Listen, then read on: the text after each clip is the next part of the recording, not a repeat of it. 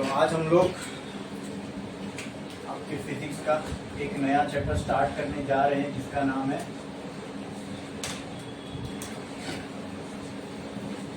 Oscillation. ठीक है, ये है चैप्टर का, बोलो, ये चैप्टर का नाम। ठीक है, अब इसमें क्या क्या देखना है हम लोगों को एक एक करके देखेंगे। और कोई कपड़ा है क्या अंदर? देखो रुमाल टाइप कपड़ा है, नहीं है? छोड़ो।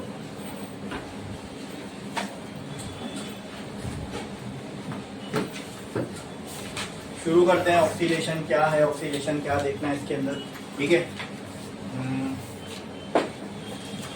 तो अगर जब भी आप वर्ड सुनते हो ऑक्सीलेशन, तो कोई बता सकता है किसी के दिमाग में क्या आता है? आपके हिसाब से क्या होना चाहिए? ऑक्सीलेशन क्या है? ऑक्सीलेशन बोलो, बोलो, कोई बता सकता है? हाँ, अप एंड डाउन। अच्छा, और बोलो। गलत तो गलत चलेगा, लेकिन बोलो आप लोग के हिसाब से क्या लगता है आपको? What is oscillation? कोई चीज को आगे पीछे होना, और फॉरवर्ड बैकवर्ड ऐसे, और क्लॉक का पेंडुलम। हाँ, अक्सर लोगों के दिमाग में ही आता है जब ऑक्सीलेशन हम सुनते तो क्लॉक का पेंडुलम। और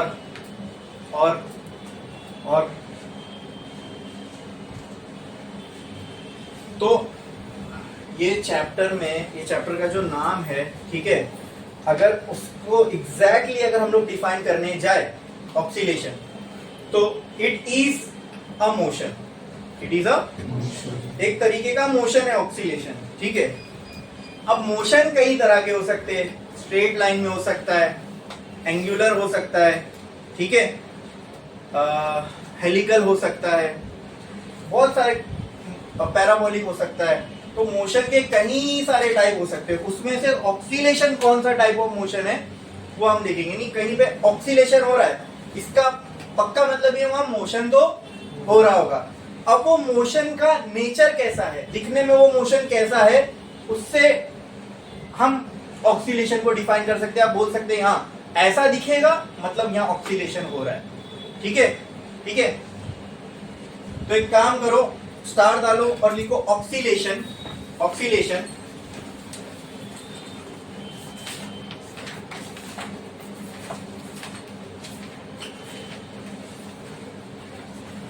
अब इसका मैं डेफिनेशन बोल रहा हूं, वो लिखो।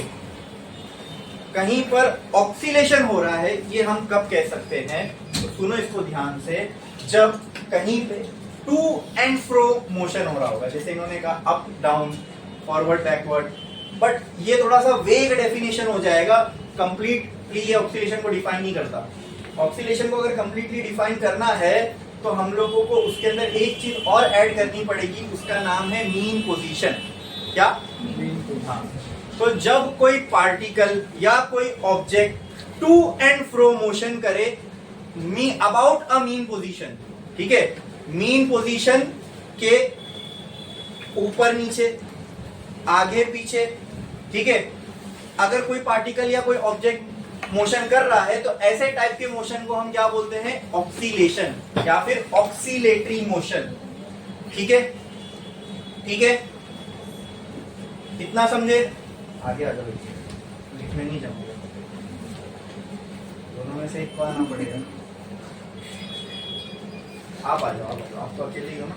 नहीं, आगे फिर आ जाओ, अपने से एक को आना पड़ेगा।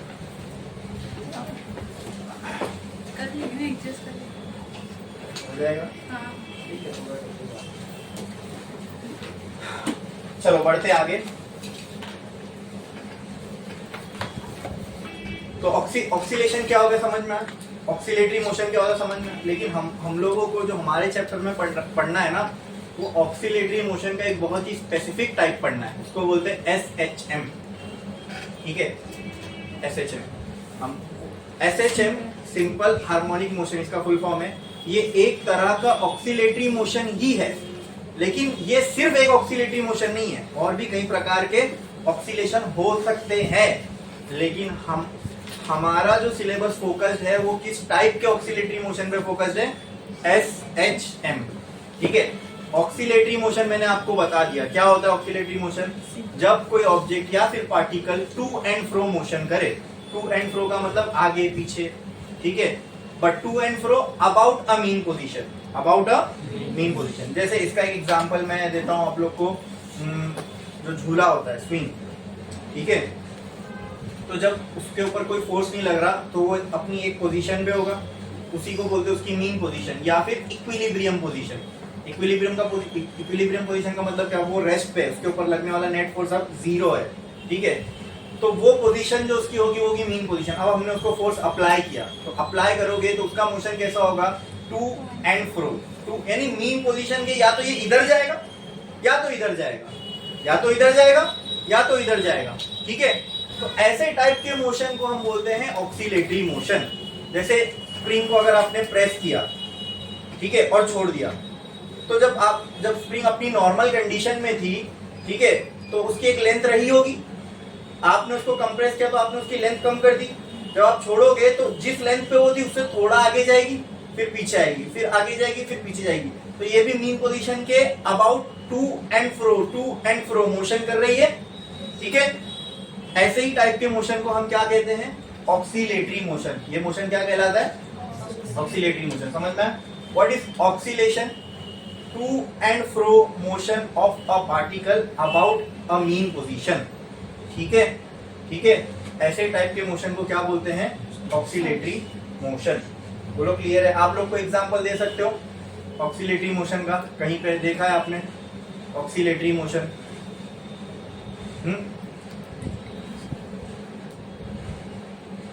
पेंडुलम भी, हाँ, वो भी एक तरह का ऑक्सीलेटरी मोशन ही है, ठीक है, बट ये याद रखना वो पेंडुलम का जो ऑक्सीलेटरी मोशन है वो हमको हमारे चैप्टर में नहीं पढ़ना है, ठीक है, ठीक है। पेंडुलम का हम टाइम पीरियड निकालेंगे लेकिन उसमें कुछ कंसिडरेशन करते हैं हम लोग। और किसी को कुछ लगता है कि ये हो सकता है ऑक्सीलेटरी मोशन सर? कहीं पे देखे हो आपने? बोलो।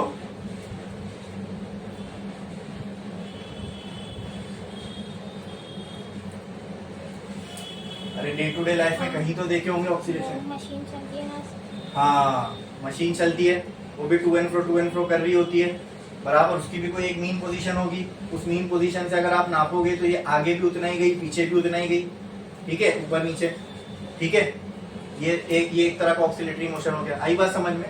हाँ, तो बेसिकली अभी फिलहाल मेरा पर्पस ये था आपको ये सब बताना कि आइडिया देना ऑक्सीलेशन क्या है, या ऑक्सीलेटरी मोशन क्या है। इतना समझ में आया? What is oscillatory motion? कोई चीज या कोई पार्टिकल अगर टू एंड फ्रो मोशन कर रहा है अबाउट अ मीन पोजीशन, मतलब कोई एक इक्विलिब्रियम पोजीशन होगी या मीन पोजीशन होगी, इसके आगे भी ये उतना ही जाएगा, फिर पीछे भी ये उतना ही जाएगा, आगे भी उतना ही जाएगा, पीछे भी उतना ही जाएगा, लेकिन ये मीन पोजीशन के आगे पीछे इसका मोशन हो रहा होगा। ऐसे टाइप के मोशन को हम क्या कहते हैं? Oscillatory motion. बोलो क्लियर है? इसमें जो मीन पोजीशन का कंसेप्ट है वो समझ में आया? हाँ, कोई तो एक ऐसी पोजीशन होगी जिसपे अगर आप छोड़ दो तो वो आके रेस्ट पे बैठ जाएगा, ठीक है। और उसी मीन पोजीशन से अगर आप इस पार्टिकल को नापोगे तो ये यहाँ पर भी उतना ही दिखेगा आपको जाते हुए, और दूसरे साइड भी उतना ही दिखेगा जाते हुए। बोलो क्लियर है? इतना समझ में आया? क्लियर? तो लिखो oscillation.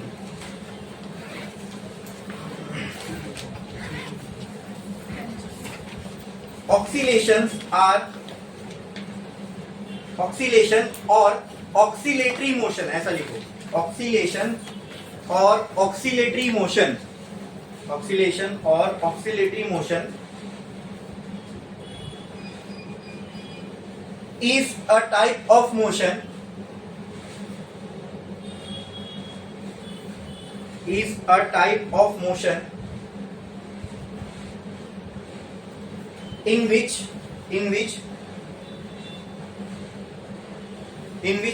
a particle moves to and fro, a particle moves to and fro about a mean position.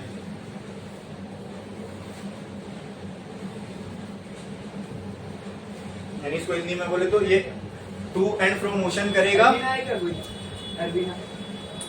ये टू एंड फ्रो मोशन करेगा, ये टू एंड फ्रो मोशन करे, कोई particle to and fro motion करेगा about the mean position मतलब mean position से या mean position के रेस्पेक्ट में। बोलो क्लियर है, इतना समझ में आया? ठीक है। ऐसे टाइप के मोशन को हम बोलते हैं ऑक्सीलेटरी मोशन। क्या बोलते हैं? हम लोगों को जो पढ़ना है ऑक्सीलेटरी मोशन, वो बड़े ही स्पेसिफिक टाइप का ऑक्सीलेटरी मोशन पढ़ना है जिसका नाम है SHM। ठीक है, SHM का जो फुल फॉर्म है वो क्या होता है? Simple harmonic motion. ठीक है, ये ऑक्सीलेटरी मोशन तो है लेकिन सिंपल टाइप का, सबसे सिंपल वाला। ये ऑक्सीलेटरी मोशन है, इसके नाम से मैं आपको बताता हूं कि व्हाट इज SHM। ये ऑक्सीलेटरी मोशन तो है, मतलब इस SHM में भी कोई चीज टू एंड फ्रो हो रही होगी अबाउट ए मीन पोजीशन। ये तो पक्का है क्योंकि ये ऑक्सीलेशन का ही एक टाइप है। बोलो क्लियर है? हाँ। फिर अब क्योंकि ये ऑक्सीलेशन का सबसे बेसिक टाइप है, सबसे सिंपल टाइप है, इसलिए हम इसे कहते हैं सिंपल हार्मोनिक मोशन। अब वो क्यों सिंपल है वो भी आगे बताऊंगा। ठीक है, नेक्स्ट जो इसके अंदर आ रहा है वर्ड हार्मोनिक। हार्मोनिक का मतलब होता है पीरियोडिक होना मोशन का। क्या होना? पीरियोडिक। इसको आप बोल सकते हो ये रिप्रेजेंट करता है पीरियोडिक नेचर ऑफ मोशन। तो अब आते हैं पीरियोडिक में। पीरियोडिक मोशन क्या होता है या किसी मोशन का पीरियोडिक होना, इसका मतलब क्या? ठीक है, एक लाइन छोड़ो, स्टार डालो, लिखो पीरियोडिक मोशन। एक लाइन छोड़ो, स्टार डालो और लिखो पीरियोडिक मोशन। मैं बहुत ही बेसिक तरीके में आपको ये सारी चीजें बता रहा हूं, एक एक चीज एकदम फंडामेंटल लेवल पे हम लोग देख रहे हैं, फिर उसका डेफिनेशन लिख रहे हैं, फिर आगे बढ़ रहे हैं, फिर देखना आगे ये पूरा चैप्टर कितना अच्छे से अपने को समझ में आ जाएगा। ठीक है, अब हमने देखा ऑक्सीलेशन क्या होता है। ठीक है, फिर हमको जो पढ़ना है वो ऑक्सीलेशन का एक स्पेसिफिक टाइप है जिसका नाम है सिंपल हार्मोनिक मोशन। अब उसको हम देख रहे हैं, जब हमें इसको पढ़ना है तो इसको अब हम समझ रहे हैं व्हाट इज SHM। तो सबसे पहले SHM ऑक्सीलेशन तो होगा, तो पक्का कहीं पे कहीं मैं बोल दूं अरे और वहां पे शिवाजी नगर में 15 नंबर में SHM हो रहा है, इसका मतलब वहां पे कुछ तो मोशन हो रहा होगा जो मीन पोजीशन के आगे पीछे, मतलब वो मोशन कुछ ऐसा नहीं होगा कि कहीं कोई बहुत चलते गया और लंबा चलते ही जा रहा है। नहीं, SHM बोल दिया मतलब हाँ ऐसा कुछ हो रहा होगा या ऐसा कुछ हो रहा होगा। बोलो क्लियर है? हाँ। फिर SHM जो है वो ऑक्सीलेशन का सबसे सिंपलेस्ट टाइप है। ठीक है, इसलिए हम लोग इसके नाम में लगा दिया सिंपल। हार्मोनिक का मतलब पीरियोडिक। अब पीरियोडिक मोशन क्या होता है? लिखो लिखो लिखो लिखो लिखो पीरियोडिक मोशन, डॉट डालो, उसका डेफिनेशन बोल रहा हूं, लिखो। When a motion repeats itself, when a motion repeats itself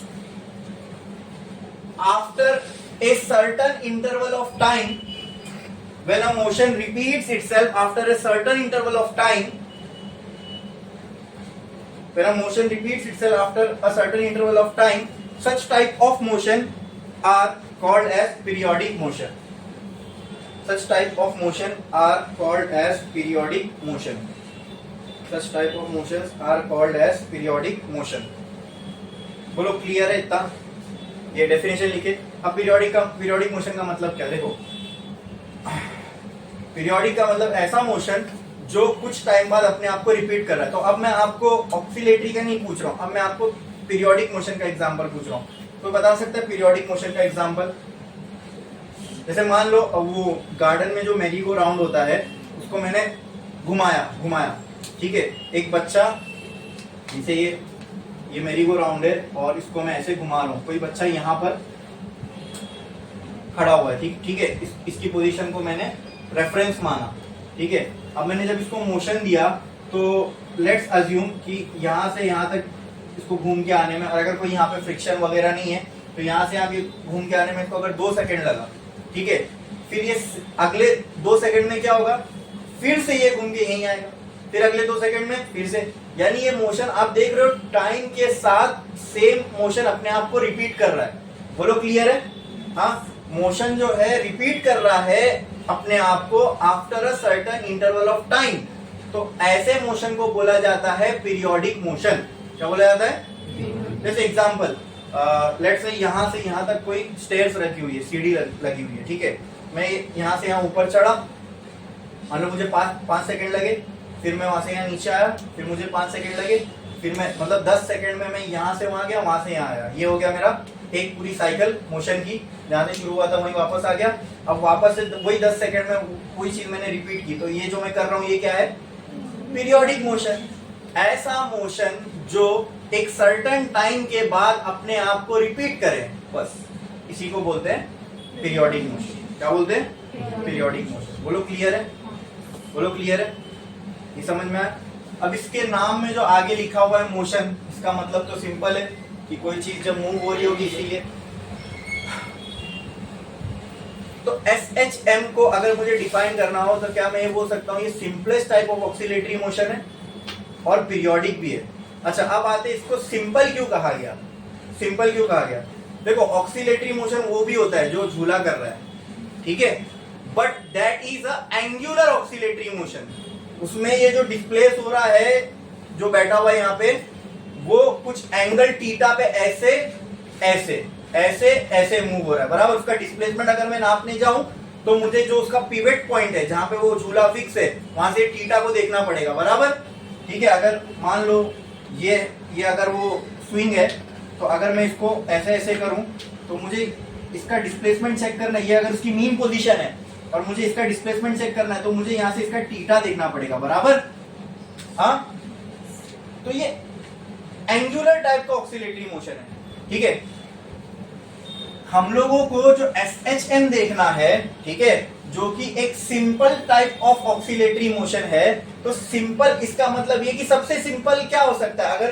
अगर मैं इसको सिंप्लीफाई करना चाहूं या फिर कोई चीज आगे पीछे मूव हो रही है तो उसको एंगल में समझना आसान होगा, ऐसा वैसा समझना आसान होगा, कि अगर स्ट्रेट लाइन में चल रहा है तो आसान होगा। तो दिमाग भी यही कहता है कि सबसे सिंपल सिनेरियो यही है सर, कि कोई चीज अगर स्ट्रेट लाइन में आगे पीछे हो रही है तो, या कोई स्ट्रेट लाइन में चल रही है तो वो सबसे आसान केस लगता है, ठीक है। तो सिंपल हार्मोनिक मोशन में हम यही देखने वाले हैं, जब ऑक्सीलेटरी मोशन तो हो रहा होगा, लेकिन जो भी पार्टिकल होगा वो मीन पोजीशन के अबाउट ऐसे ऐसे ऐसे ऐसे करेगा, ऐसे ऐसे नहीं करेगा, ठीक है, ऐसे ऐसे कर सकता है ना, स्ट्रेट है वो भी, स्ट्रेट लाइन में, ठीक है, लेकिन मैं बोलूं ऐसे ऐसे ऐसे ऐसे तो ये नहीं करेगा। बोलो क्लियर है? हाँ, ये ऑक्सीलेटरी ना मीन पोजीशन के अबाउट टू एंड फ्रो कोई मोशन हो रहा है वो ऑक्सीलेटरी मोशन है। लेकिन हम लोगों को तो सबसे simplest type of oscillatory motion देखना है, तो सबसे सिंपल क्या हो सकता है? कोई चीज सीधी चल रही होगी, ये किसी मोशन का सबसे सिंपलेस्ट टाइप हो सकता है। बोलो क्लियर है? हाँ, तो ऑक्सीलेटरी मोशन का सबसे सिंपल टाइप अगर हमें देखना है which is simple harmonic motion, तो उसमें मोशन दिख रहा कैसा होगा? एक तो स्ट्रेट लाइन में हो रहा होगा। सिंपल हमें ये कहता है क्या कि सबसे इजी केस ले लो इसका, तो सिंपल यानी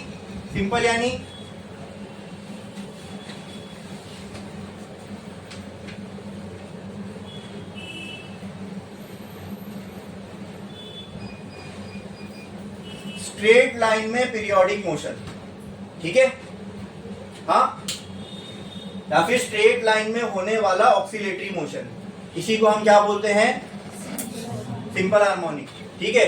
अब ऑक्सीलेटरी है तो पीरियोडिक भी हो ये जरूरी नहीं है, लेकिन SHM जो है इसमें ऑक्सीलेटरी भी होगा और पीरियोडिक भी होगा, ये कंपलसरी है। बोलो क्लियर है? हाँ, समझ में आया? बोलो इसमें किसी को कोई डाउट है? हाँ, ऑक्सीलेटरी मोशन क्या होता है ये समझा। ऑक्सीलेटरी में जो हम लोग पढ़ने वाले हैं वो क्या है? ऑक्सीलेटरी का एक बेसिक टाइप है SHM, सिंपल हार्मोनिक मोशन, ठीक है, ये हमको पढ़ना है। SHM में ये तो पक्की बात है ऑक्सीलेशन हो रहा होगा। फिर इसको स्पेसिफिक क्या क्या इसमें ऐसी स्पेसिफिक चीजें, सबसे पहले सिंपल इसलिए क्योंकि कोई जो पार्टिकल जो भी मूव हो रहा होगा ऐसा ऐसा या ऐसा ऐसा कैसा भी नहीं, ऐसा ऐसा ऐसा ऐसा सिर्फ स्ट्रेट लाइन में, या ऐसा ऐसा हो सकता है, ठीक है। तो पार्टिकल का मोशन होगा वो कैसे होगा? स्ट्रेट लाइन में, इसलिए कैसा है? सिंपल।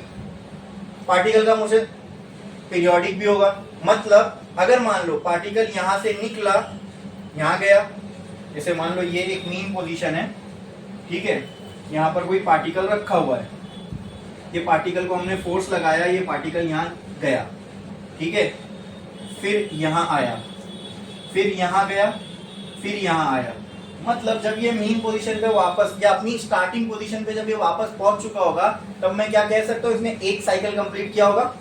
हाँ, ठीक है। तो ये साइकिल कंप्लीट करने में इसको जितना टाइम लगा, अब जब ये दोबारा वो साइकिल कंप्लीट करेगा, इसका पीरियोडिक होने का मतलब क्या है, तब भी उसको इतना ही टाइम लगेगा। समझ में आया?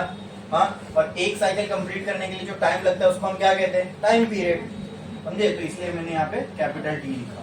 बोलो अगर ये यहाँ से शुरू हुआ होता तो मैं यहाँ से नापता, यहाँ गया, यहाँ गया, फिर यहाँ गया, फिर यहाँ आया। अब इसकी एक साइकिल कंप्लीट हो गई, तो इसमें जितना इसको टाइम लगा वो हो गया एक टाइम पीरियड, बराबर। अब ये जो दूसरी साइकिल कंप्लीट करेगा उसका भी टाइम कितना होगा, सेम यही होगा।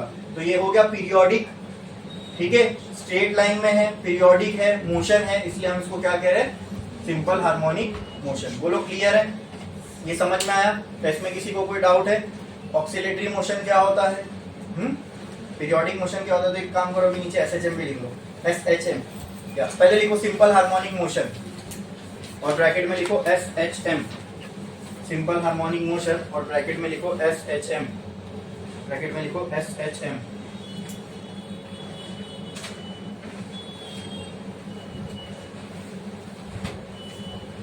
देखो SHM is a type of oscillatory motion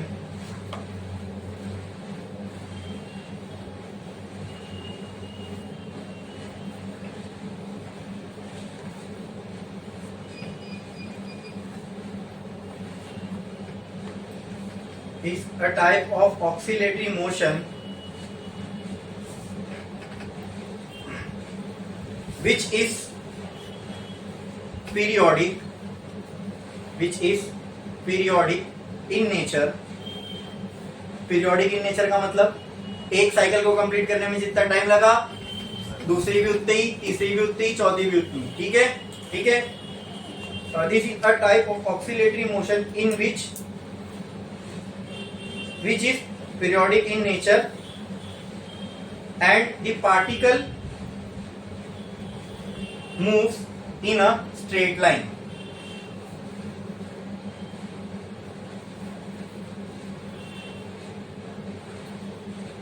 and the particle moves in a straight line। Clear है? देखो एकदम बुक के अंदर बड़े सिस्टमैटिक वे में पहले ऑक्सीलेशन आया, फिर पीरियोडिक मोशन आया, फिर अब एसएचएम आया। ठीक है, अब एसएचएम को ही हमको डिटेल में पढ़ना है। ठीक है, बट एसएचएम कहां से आया वो समझ में आया। ठीक है, एसएचएम एक तरह का क्या है, ऑक्सीलेटरी मोशन। ठीक है, लेकिन क्या सिर्फ एसएचएम ही एक तरह का ऑक्सीलेटरी मोशन है? नहीं, और भी कई तरह के ऑक्सीलेटरी मोशन हो सकते हैं। तो एसएचएम को क्या खास बनाता है? दो चीज, एक तो पीरियोडिक होगा, दूसरा स्ट्रेट लाइन में होगा। बोलो क्लियर है? समझ में आया? ठीक है, अब आगे बढ़ते हैं। अब इसका एक एग्जांपल, अब धीरे धीरे हम इस मोशन हो रहा है, इसको एनालाइज करना है। तो जब भी हमें किसी मोशन को एनालाइज करना होता है, फिर उसके लिए हमको चाहिए मैथमेटिकल रिलेशन, फॉर्मूलाज, इक्वेशन। ठीक है, तो अब हमने ये तो समझ लिया एसएचएम होता कैसे, दिखता कैसे। ठीक है, अगर कहीं पे एसएचएम हो रहा है इसका मतलब अब दिमाग में आया कि क्या हो रहा होगा। कहीं पे एसएचएम हो रहा है इसका मतलब थोड़ा सा एक आइडिया मिला ना कि एसएचएम अगर हम कह रहे हैं कहीं हो रहा है तो क्या हो रहा होगा। अब इसको एनालाइज करना है, इसके मोशन को एनालाइज करना है, तो उसके लिए हमको क्या चाहिए, इक्वेशन चाहिए, बराबर। तो अब हम लोग जा रहे हैं एसएचएम की इक्वेशंस निकालने। ठीक है, तो धीरे धीरे करके एकदम बेसिक से सब फंडामेंटल चीजों को मैं पहले आपको बता रहा हूँ, ये समझ में आएगी तो देखना कैसे धीरे धीरे आपको सब समझ में आएगा। आज के लेक्चर में हम लोग डिफरेंशियल इक्वेशन ऑफ एसएचएम निकालेंगे। सुनने में कितना भारी है ना, वो अपन निकालने वाले आज।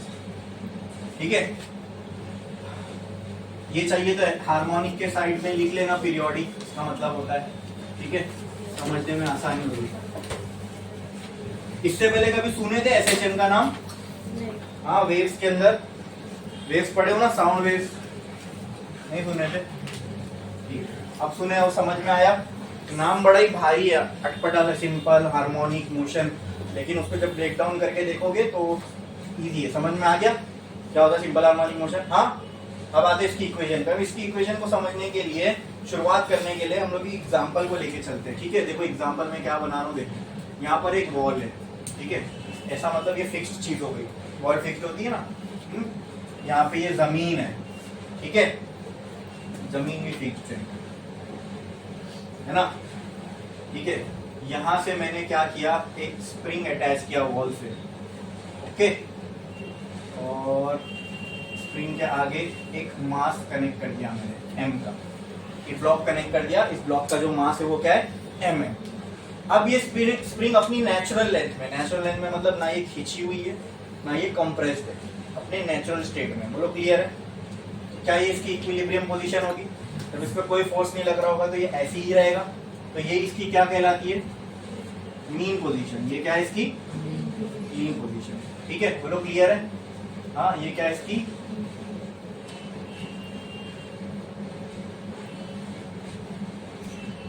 क्लियर है इतना।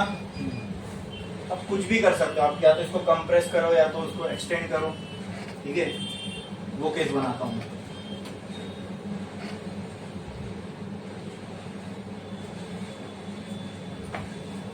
देखो ये मीन पोजीशन है ना, अगर मैं ये ब्लॉक को यहां पकड़ के खींचूंगा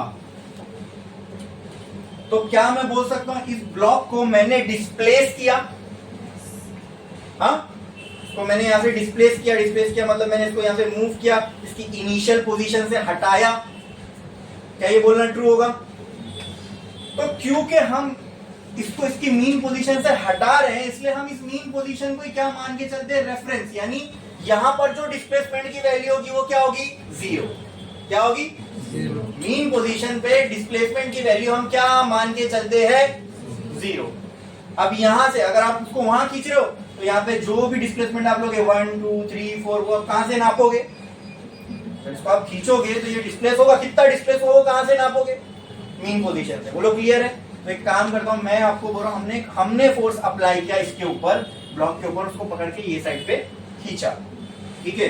तो क्या स्प्रिंग की हालत कुछ ऐसी हो जाएगी। हाँ, ये एम ब्लॉक को हमने फोर्स लगा के ये डायरेक्शन में खींचा, ठीक है, फोर्स अप्लाइड, ये क्या था, फोर्स अप्लाइड। बोलो क्लियर है। ओके, और ये हुआ इसका डिस्प्लेसमेंट। तो अब यहां से याद रखो, धीरे धीरे करके हम चीजों को डिफाइन करते हैं। मीन पोजीशन के राइट में जितनी चीज हम देखेंगे उसको हम पॉजिटिव मान के चलते हैं, और मीन के लेफ्ट में जितनी चीजें देखेंगे, और ये कोई पत्थर की लकीर नहीं है, आप चाहो तो राइट को नेगेटिव मानो, लेफ्ट को पॉजिटिव मानो, लेकिन यूनिफॉर्मिटी बनी रहे। और हमको हमारे दिमाग में एक है कि एक्स यहाँ पे पॉजिटिव होता है या नेगेटिव, तो इसलिए मैं ये लेके चल रहा हूँ, ठीक है, कि राइट की जो भी चीज है हम उसको पॉजिटिव मान रहे हैं। तो अगर डिस्प्लेसमेंट राइट में हो रहा है तो वो क्या होगा, पॉजिटिव, और अगर लेफ्ट में हो रहा होगा तो यहाँ पे अगर राइट वर्ड्स डिस्प्लेसमेंट हो रहा है तो उसको क्या लूंगा मैं, पॉजिटिव, ठीक है। यहाँ लिख देता हूँ, चलो पॉजिटिव, एक्स की वैल्यू क्या होगी, पॉजिटिव, ठीक है। अच्छा, जब मैं इसको रिलीज करूंगा, अच्छा यहाँ पे हमने एक और असम्पशन भी किया है कि ये जो सरफेस है वो फ्रिक्शनलेस है। क्या है, बस ये ऑक्सीलेशन को समझने के लिए, ठीक है। यहाँ पे हमने एक असम्पशन किया कि ये जो सरफेस है और ब्लॉक है इनके बीच में कोई फ्रिक्शन, क्योंकि अगर फ्रिक्शन होगा तो क्या होगा, जब इसको आप फोर्स लगा के छोड़ोगे तो ये ऐसे ऐसे ऐसे ऐसे ऐसे करके रुक जाएगा, ठीक है, ठीक है। फ्रिक्शन नहीं है तो ये ऑक्सीलेटरी मोशन करता ही रहेगा। समझ में आ रहा है। हाँ, इस टाइप ये जो सिस्टम हम स्टडी कर रहे हैं ना ऑक्सीलेशन के बारे में जानने के लिए, इसको हम बोलते हैं स्प्रिंग मास सिस्टम। तो इसको कुछ मुश्किल है समझना, स्प्रिंग लगी है, मास लगा हुआ है, बस इसीलिए इसको स्प्रिंग मास सिस्टम बोलते हैं। इसको यूज करके हम लोग एसएचएम की एक बेसिक इक्वेशन निकालने वाले हैं। बोलो क्लियर है। और इसमें क्या हो रहा है ये समझ में आया। जब मैं इसको रिलीज करूंगा तो क्या होगा, क्या होगा, बोलो। जब मैं इसको रिलीज करूंगा तो क्या होगा, इसका मोशन कौन से साइड होगा, राइट में लेफ्ट में। लेकिन वहां मैंने तो फोर्स लगाया या नहीं, स्प्रिंग फोर्स लगाएगी। वेरी गुड, किस पे, ब्लॉक पे।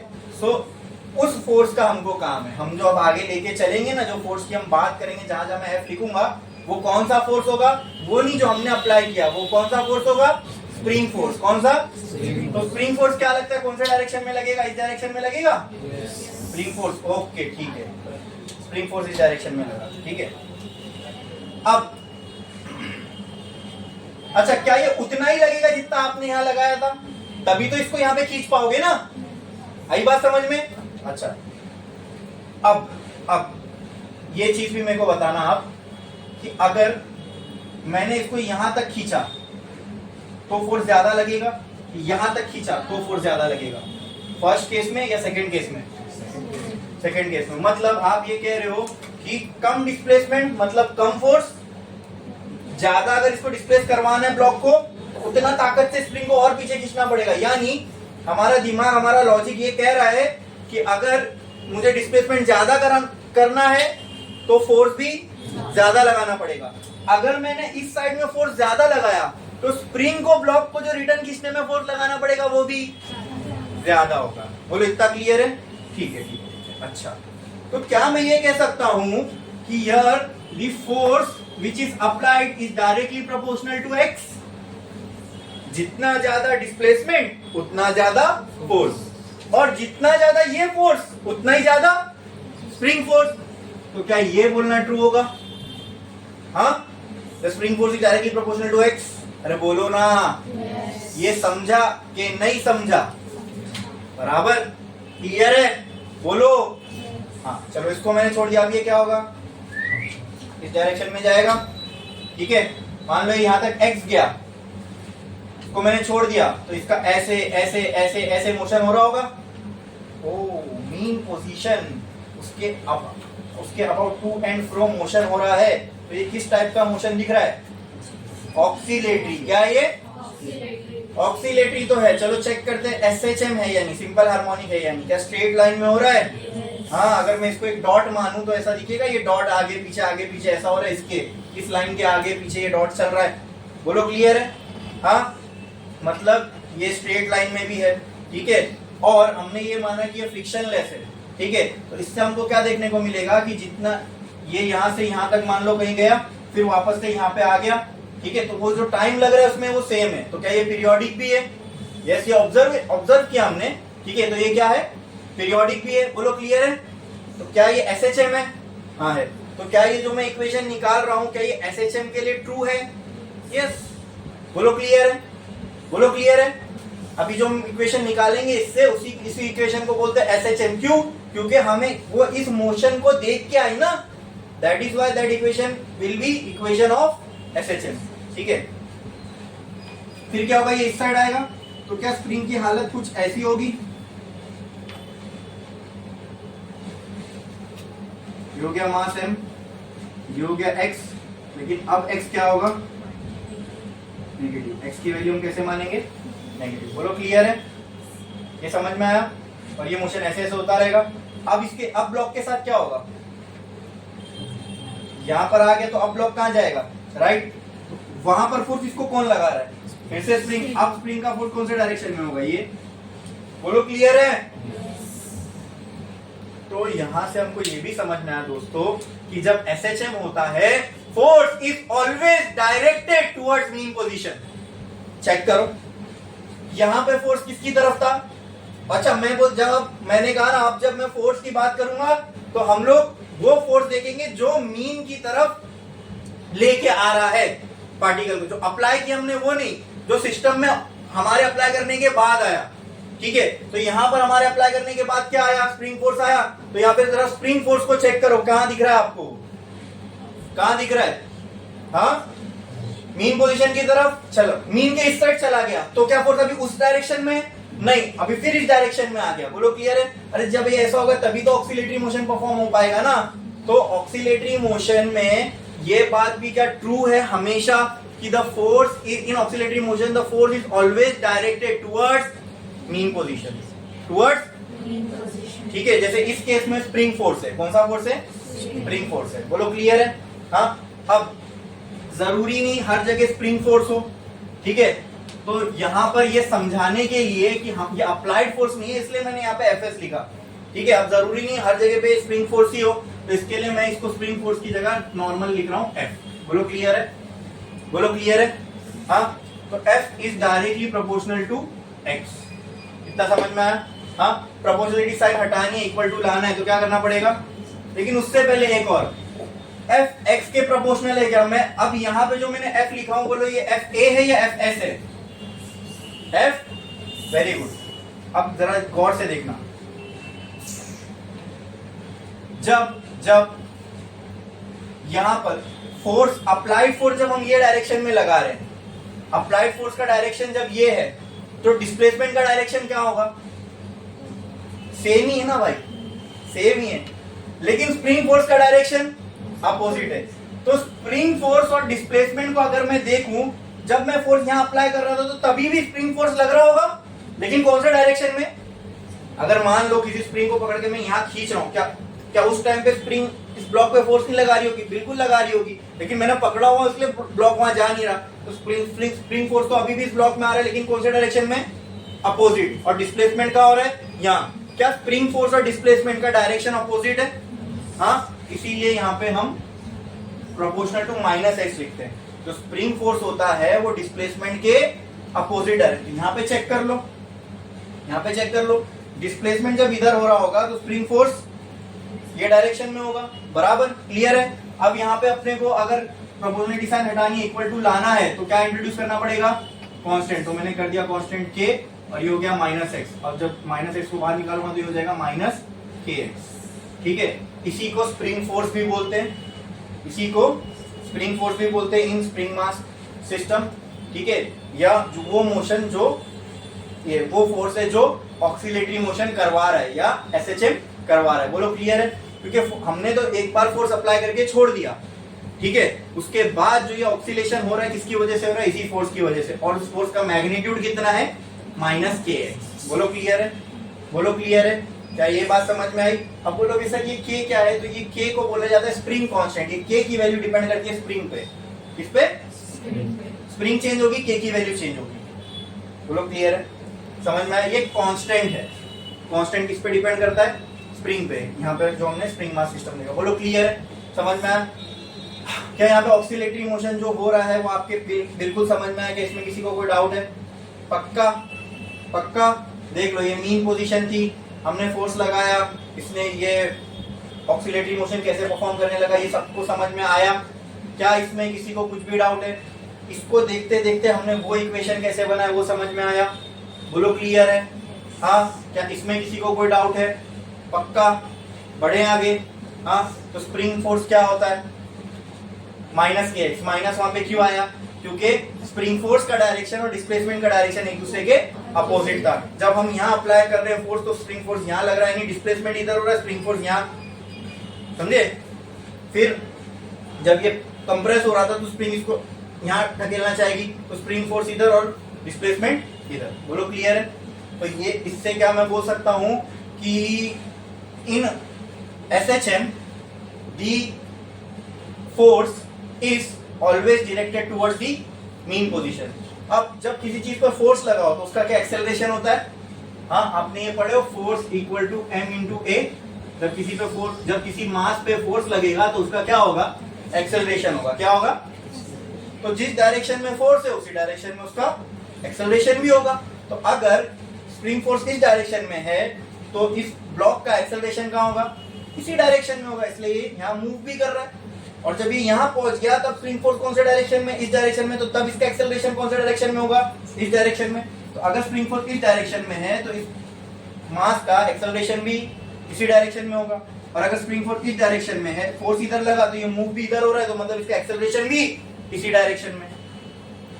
बोलो ये क्लियर है? हाँ, तो क्या मैं ये भी कह सकता हूँ SHM the acceleration is always directed towards the mean position? ये समझा कि नहीं समझा? बोलो बोलो बोलो, समझा कि नहीं समझा? एकदम क्लियरली समझ में आया? क्या इसमें किसी को कोई डाउट है? ठीक है, तो एक लाइन छोड़ो और स्टार डालो और लिखो स्प्रिंग मास सिस्टम।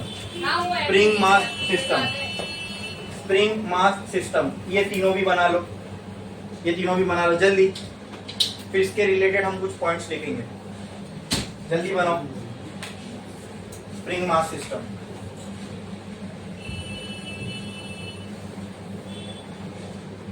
अच्छा, एक और चीज मुझे बताओ दोस्तों, वो एक्सेलरेशन जो मीन के राइट साइड में, तो उस एक्सेलरेशन को हम क्या बोलेंगे?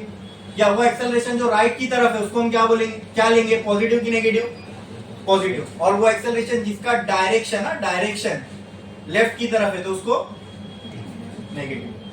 ठीक है, चलो देखते हैं आगे।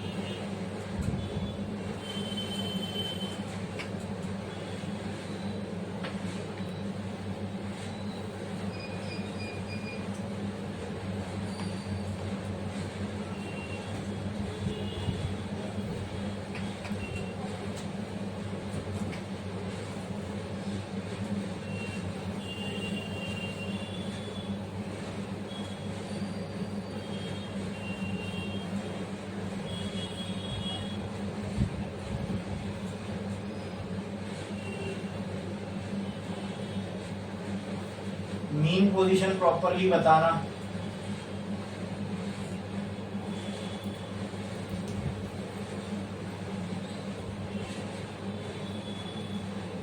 हो गया लिख के, जल्दी करो।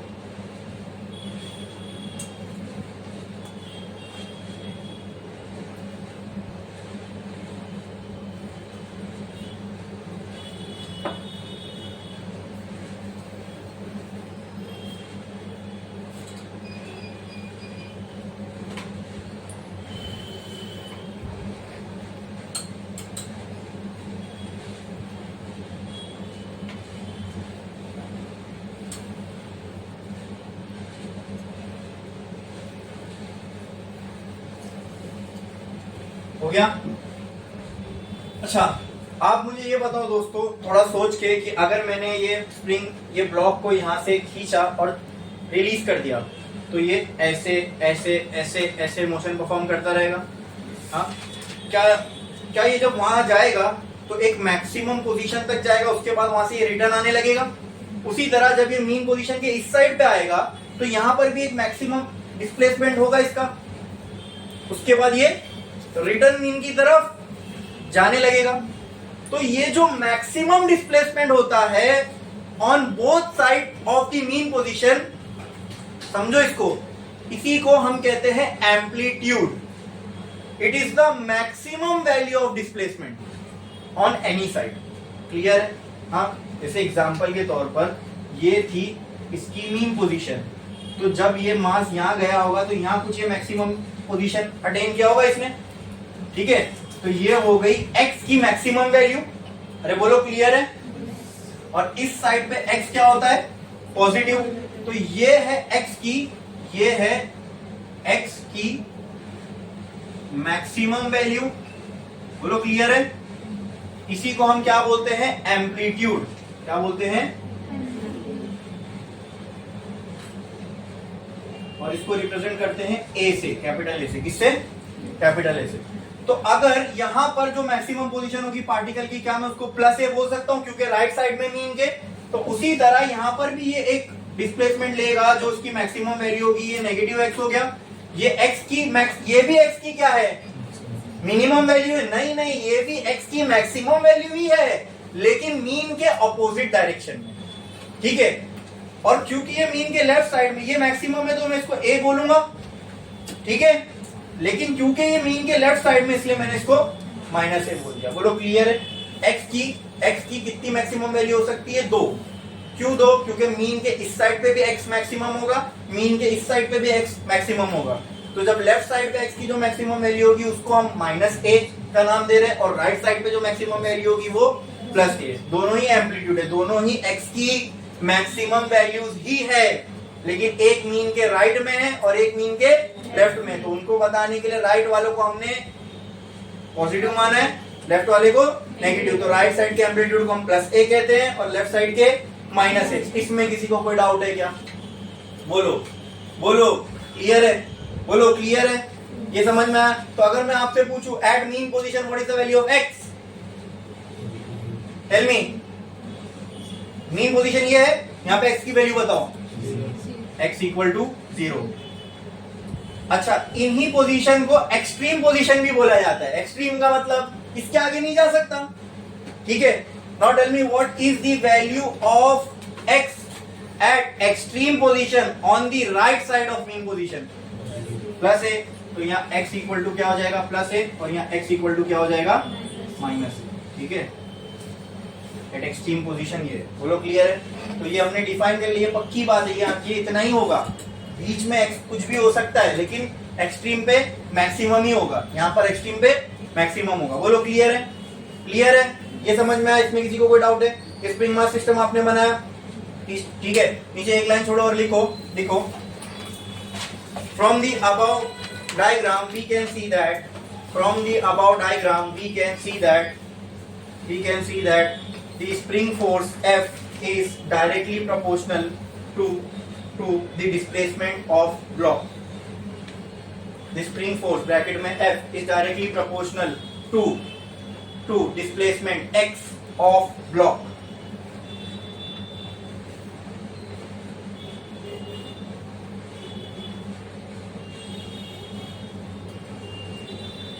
But in opposite direction. But in opposite direction. But in opposite direction. But in opposite direction. नीचे लिखो therefore ये लिखो F is directly proportional to minus x. F is directly proportional to minus x. Here F is spring force. अब ये आपको पता है क्या? मुझे नहीं मालूम, लेकिन spring force is a conservative force, ठीक है? Spring force is a type of conservative force. Conservative force वो होते हैं जो पाथ पे डिपेंड नहीं करते, ठीक है?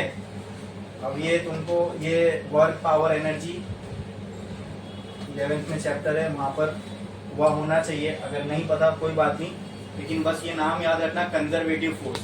स्प्रिंग एक तरह का कंजर्वेटिव फोर्स है, ठीक है? आगे क्योंकि ये यूज होगा तब देखेंगे।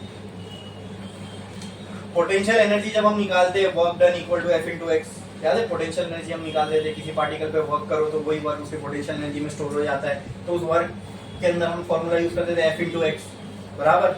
हाँ, तो पोटेंशियल एनर्जी में कंजर्वेटिव फोर्स का बड़ा रोल है, इसलिए मैंने कहा कि याद रखना spring force is a conservative force. आगे चल के जब हम एनर्जी निकालेंगे, काइनेटिक, पोटेंशियल, तो वहाँ पे पोटेंशियल एनर्जी में कंजर्वेटिव फोर्स का रोल आएगा। और स्प्रिंग फोर्स एक तरह का क्या है? कंजर्वेटिव फोर्स है। बोलिए कहानी समझ में आई? हाँ, F is directly proportional to लिखा। अब ये लिखो खत्म।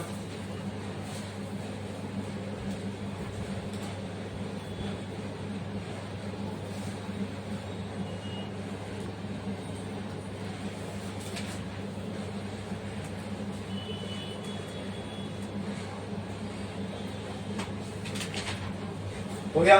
एक लाइन छोड़ो, लिखो from the spring mass system we can see that, from the spring mass system we can see that in SHM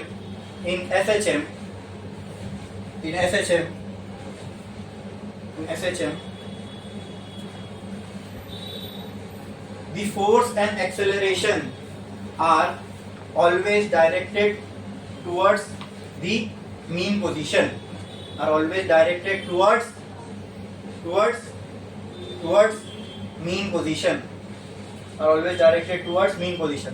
अब एक सवाल पूछता हूं, उसका आंसर दो। क्या ध्यान दो, मेरा ब्लॉक इधर है, कोई एक पर्टिकुलर टाइम पे मेरा ब्लॉक इधर है, ठीक है?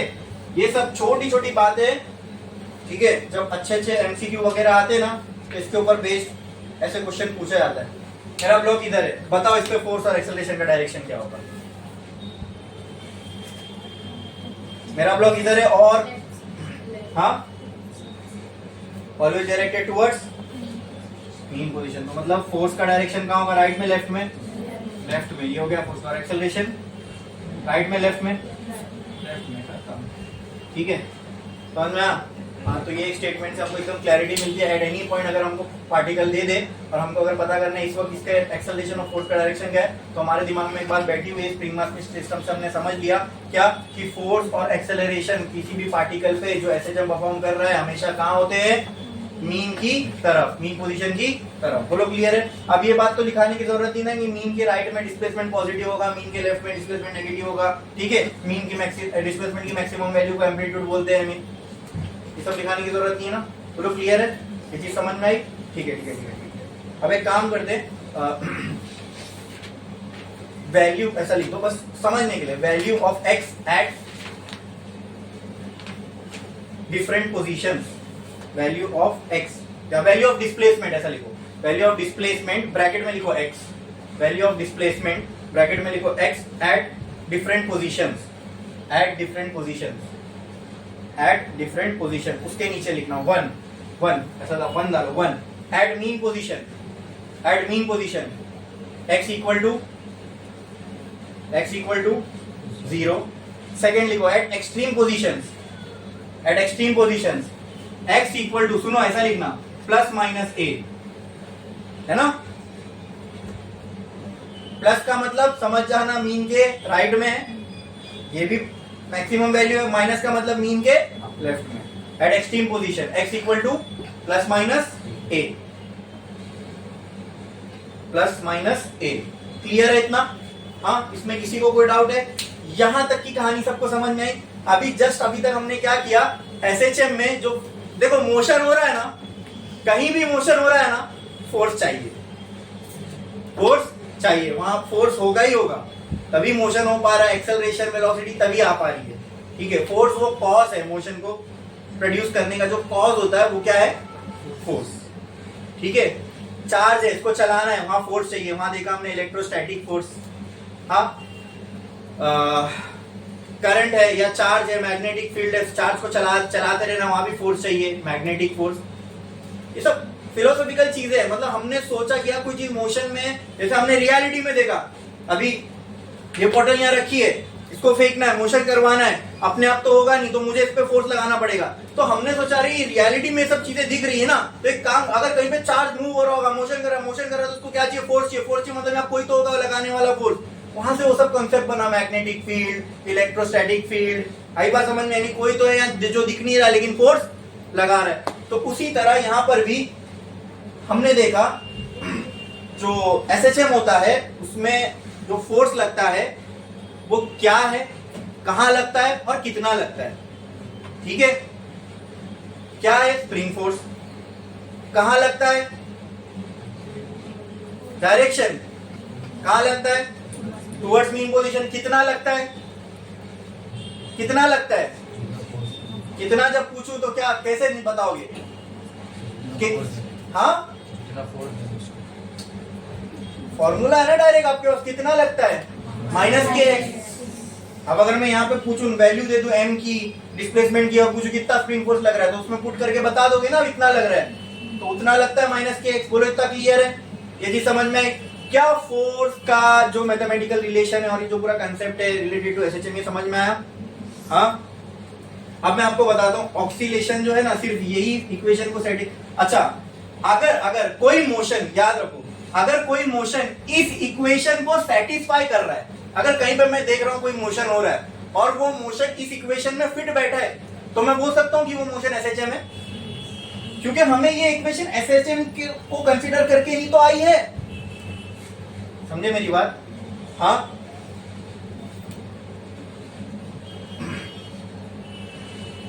तो क्या ये ऑक्सीलेशन भी है? एसएचएम है तो क्या ये ऑक्सीलेशन होगा? यस, जरूर होगा।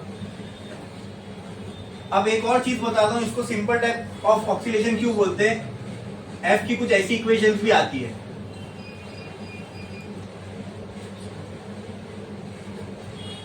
कुछ भी और पावर होगी। यहां पे आप देख रहे हो एक्स की पावर क्या है, 1। ठीक है, ये सारे भी ऑक्सीलेशन है, लेकिन एसएचएम वो ऑक्सीलेशन है जो सबसे सिंपल टाइप का है। इनमें से सबसे सिंपल क्या होगा, जिसकी पावर में 1 हो, वही सबसे कैलकुलेशन में इजी होगा, सिंपल होगा। ठीक है, और हमने देखा एसएचएम में एक्स की पावर हमको क्या 1 ही आ रही है। क्लियर है? इससे भी आप समझ सकते हो कि ये जो इक्वेशन है ये किसकी है, एसएचएम की, simplest type of oscillatory motion, simplest type of. What is SHM? अगर इसको एकदम वेगली एकदम आसान भाषा में बताना हो तो SHM is the simplest type of oscillatory motion. ठीक है, अब फिर अगर आपसे पूछे क्यों, ऐसा क्यों, why it is simplest type, तो कंसेप्चुअली आप एक्सप्लेन ऐसे कर सकते हो, सिंपल इसलिए क्योंकि ये स्ट्रेट लाइन में मूव हो रहा है, खत्म। ये जो ऑक्सीलेटरी मोशन होगा सिर्फ स्ट्रेट लाइन में होगा बस। और मैथमेटिकली अगर उसको एक्सप्लेन करना है तो इक्वेशन से ऐसे बता सकते हो, जिस इक्वेशन में f इक्वल टू x की पावर 1 हो वो सिंपल हार्मोनिक है। अब x की पावर 1 के अलावा कुछ भी हो तो वैसे जम नहीं होगा, सिंपल नहीं रहा ना वो। आई बात समझ में? बोलो क्लियर है, बोलो क्लियर है, अरे बोलो। समझ में आया इतना? ये सारी चीजें जो भी मैंने बोला लिख लिए। ठीक है, अब आते हैं एसएचएम की डिफरेंशियल इक्वेशन पे। ठीक है, एक लाइन छोड़ो, स्टार वाला लिखो, differential equation for SHM, differential equation for SHM. अभी तक हमने क्या एस्टैब्लिश कर लिए इन टर्म्स ऑफ इक्वेशन?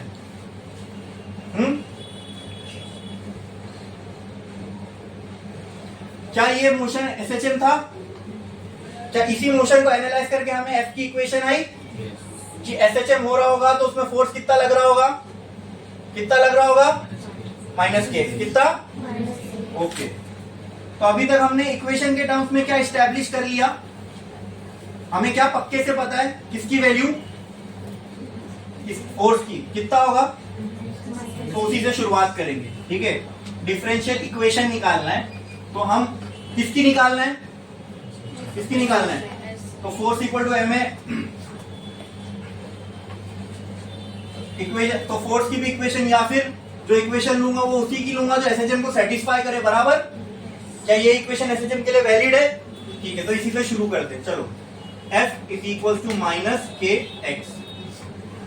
ठीक है, हमको पता है ये जो F था स्प्रिंग फोर्स ये किसके बराबर था, एम ए, अप्लाइड फोर्स के। तो F की जगह मैं वैल्यू टर्म्स में एम ए लिख सकता हूं। तो कहना है right, m a is equal to minus k x. क्या ये मैंने गलत किया? ये सबको समझ में आया? वो कंसेप्चुअली नहीं भी समझा तो इतना तो याद ही होगा, फोर्स का formula force equal to mass into acceleration होता है, वही तो लिखा है मैंने F की जगह। बोलो क्लियर है? क्या बचा, क्या बचा, ये रिलेशन आया। ठीक है, ठीक है, एक काम करो, m को वहां फेंक दो तो ये हो जाएगा a is equal to minus k by m into x, ऐसा लिख सकता हूँ। ये इसमें किसी को कोई डाउट है? ये समझ में आया? बोलो क्लियर है? क्या आपने बचपन में पढ़े हो a बराबर होता है dv बाई dt के, acceleration is change in velocity per unit time, rate of change of velocity is called as acceleration. तो कहना है in place of acceleration dv by dt is equal to minus k by m into x. क्या ये मैंने गलत किया? क्या ये आपके समझ में आया? यस।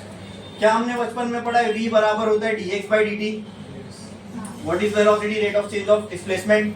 हाँ, ये v की जगह पर, चलो मैं इसको ऐसा लिख रहा हूँ, जरा ध्यान से देखना, v is equal to minus k by, आपके समझ में इसलिए ऐसा करके बता रहा हूँ, थोड़ा सा साइड में लिख दिया v को।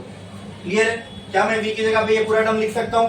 कहना है d by d t into v की जगह पे dx बाई डी टी, हाँ, is equal to minus k by m into x. हाँ, डी इंटू, ऐसा होता नहीं है मैथ्स में, खाली आपको समझे इसलिए मैं बोल रहा हूँ, डी इंटू डी डायरेक्ट लिखते, डी इंटू डी क्या हो गया, डी स्क्वायर, और एक्स ऐसी रहा, d t into d t, d t square is equal to minus k by m into x. बोलो इतना क्लियर है? yes. इसमें किसी को कोई डाउट है? इसमें कुछ ना समझ में ऐसा चीज है? आप सबके समझ में आया? अरे बोलो yes. पढ़ू ना आगे? तो आप लोग की परमिशन है तो इसलिए मैं आगे बढ़ रहा हूं। ये माइनस के एक्स को अगर मैं वहां फेंक दूं तो क्या मैं इसको ऐसा लिख सकता हूं, d square x by d t square plus k by m is equal to k by m multiplication में ना, एक्स यहां मल्टीप्लीकेशन में, इधर आ जाएगा तो बोलो बोलो, यहाँ पे ये के बाय एम है और एक्स यहाँ पे मल्टीप्लीकेशन में था ना, इस साइड आ जाएगा तो नीचे आ जाएगा तो एम कैसा हो जाएगा, इक्वल टू 0। बोलो क्लियर है? बोलो क्लियर है? हाँ, क्या हुआ, कुछ डाउट है? बोलो। अरे अच्छा अच्छा, हाँ डायरेक्ट नहीं, के बाय चलो इसको मैं ऐसे ही लिखता हूं पहले, इज इक्वल टू क्या था यहाँ पे, माइनस के बाय एम, ये ठीक है। हाँ हाँ समझा मैंने क्या गलती हुई, डायरेक्ट ये माइनस यहाँ आ जाएगा ना, प्लस के एक्स बाय एम, ऐसा ना, ऐसा बोलो ना सर, ये ऐसा होगा, ठीक है, समझे? इसमें किसी को कोई डाउट है? यहां तक जो मैंने किया इसमें किसी को कोई डाउट है? हाँ। क्या मैं इसको ऐसा नहीं लिख सकता, d square x by d t square plus k by m into x equal to 0, लिख सकता हूं? हाँ। अब यहां पर जो देखो k है ये स्प्रिंग कांस्टेंट है, m है जो मास है इसका ब्लॉक का, तो वो भी कांस्टेंट है। तो क्योंकि ये दोनों कांस्टेंट है, इन दोनों की जगह मैं एक कांस्टेंट इंट्रोड्यूस कर सकता हूं, ठीक है। और वो जो कांस्टेंट इंट्रोड्यूस होता है here, k by m is written as omega square. क्या लिखते हैं इसको? अब इसका आपको जो कॉन्टेक्स्ट है या रिलेशन है वो डायरेक्टली इस चैप्टर से तो नहीं मिलेगा, वेव्स में हमको समझ में आएगा k by m omega square क्यों होता है, ठीक है, वेव्स में हम लोग देखेंगे। अभी इतना समझ लो, ये दोनों कांस्टेंट है इसकी, इसलिए इसकी जगह पर हमने एक नया कांस्टेंट पुट कर दिया, एंड दैट नया constant is what, omega square, ठीक है। तो क्या मैं इसकी जगह पे ये लिख सकता हूँ, d square x by d t square plus omega square x is equal to 0, लिख सकता हूँ ऐसे? क्या इसमें किसी को कोई डाउट है? ये इक्वेशन किस किस को नहीं समझ में आई वो बताओ, ये इक्वेशन किस किस को नहीं समझ में आई वो बताओ, बोलो। सबको समझ में आई? यही है डिफरेंशियल इक्वेशन ऑफ एसएचएम, समझा? इसी को बोलते हैं डिफरेंशियल इक्वेशन ऑफ एसएचएम। कोई मुश्किल था? मुश्किल था समझना? वो नाम में जितना भारी लग रहा था, what is differential equation of SHM जो हमने लिखा, मतलब मैं तो अगर अभी भी आपको बोलूं तो आप सबको ये करने आना चाहिए। अगर मैं अभी बोल दूं डिफरेंशियल इक्वेशन निकालो एसएचएम की, तो अभी आना चाहिए करने। क्या मुश्किल था इसमें? जो हमने ऑलरेडी एस्टैब्लिश किया वहीं से हमने शुरू किया, f equal to minus k x है। f का फॉर्मूला क्या था, m इंटू ए। अब a का फॉर्मूला जो हमने पढ़े वो पुट किए, ठीक है, dv बाई dt। फिर हमने v का जो फॉर्मूला पढ़े वो पुट किए, v की जगह dx बाई dt। जो आता गया वो लिखते गए, कुछ भी तो नहीं किया। यहाँ पे जो k बाय m था खाली उसको वहां फेंक दिया, वो प्लस हो गया जाके वहां पे, ठीक है। प्लस होने के बाद k बाय m की जगह हमने एक नया कॉन्स्टेंट लिख दिया है ओमेगा स्क्वायर, जो आया वो लिख दिया, बस इसी को बोलते हैं डिफरेंशियल इक्वेशन ऑफ एसएचएम। बोलो क्लियर है? बोलो समझ में आया? अच्छा, मुझे आप ये बताओ कि ये आ गया मैं, इसी को बोलते हैं डिफरेंशियल इक्वेशन ऑफ एसएचएम। अब इससे मैं एक चीज आपको एक नया रिलेशन निकाल के बताने जा रहा हूं, उसको जरा ध्यान से देखना। इसको अगर मैं वापस से यहाँ फेंक दूं तो ये कुछ ऐसा हो जाएगा, d square x by d t square is equal to minus omega square x. क्या मैंने कुछ गलत किया? ये वापस ऐसे ही हो जाएगा। आप मुझे बताओ ये d x square by d t square क्या है? D square x by d t square क्या है? कोई बता सकता है? हाँ, अरे देखो यहाँ पे और यहाँ पे दोनों के लेफ्ट और राइट कंपेयर करो, तुमको समझ में आ जाएगा d square x by d t square क्या है। ये राइट, जब राइट साइड दोनों के इक्वल है, हाँ, तो d square x by d t square क्या है? एक्सेलरेशन को लिखने का ये भी एक तरीका है। एक्सेलरेशन को सिर्फ आप वेलोसिटी के टर्म्स में नहीं लिख सकते, एक्सेलरेशन को आप डिस्प्लेसमेंट के टर्म में भी लिख सकते हो, डबल डेरिवेटिव में। बोलो क्लियर है? तो क्या मैं इस पूरे की जगह a लिख सकता हूं माइनस ओमेगा स्क्वायर एक्स? बोलो क्लियर है? अब मुझे आप बताओ, यहाँ पे मैं -1 पुट करूं तो स्क्वायर होने के बाद ये -1 अगर मैं यहाँ पुट करूं तो माइनस माइनस प्लस स्क्वायर क्या? प्लस ही आएगा।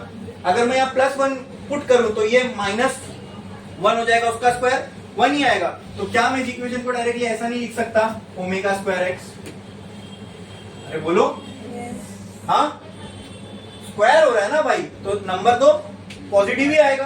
तो कहना right this as omega square x. बोलो क्लियर है? अरे बोलो समझ में आया? या फिर ये मैग्नीट्यूड वाइज बोल रहा हूं, या फिर आपको एक चीज और यहां से मैं आपको फील देता हूं, इसका फील। ये कांस्टेंट है ना, ये कांस्टेंट था कि नहीं? अगर मैं ये कांस्टेंट हटा दूं तो क्या ये ऐसा आ जाएगा? a is directly proportional to -x आएगा कि नहीं आएगा? ये माइनस साइन क्यों आ रही है, जरा सोच के बताओ। हाँ, माइनस साइन क्यों आ रही है?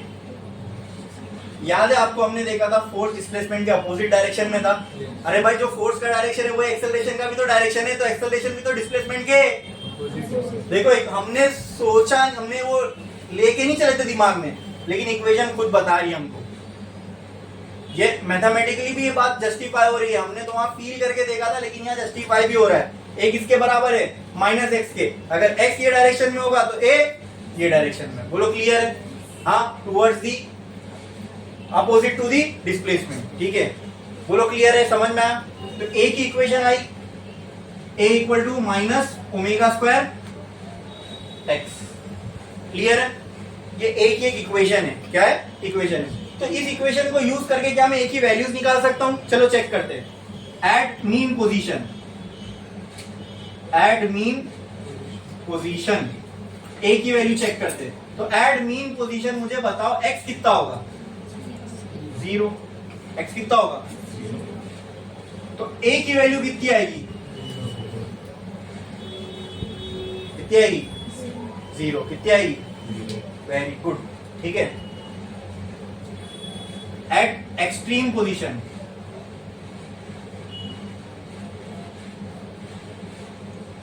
ए की वैल्यू क्या होगी? बोलो। प्लस या minus omega square x, sorry plus minus omega square ए।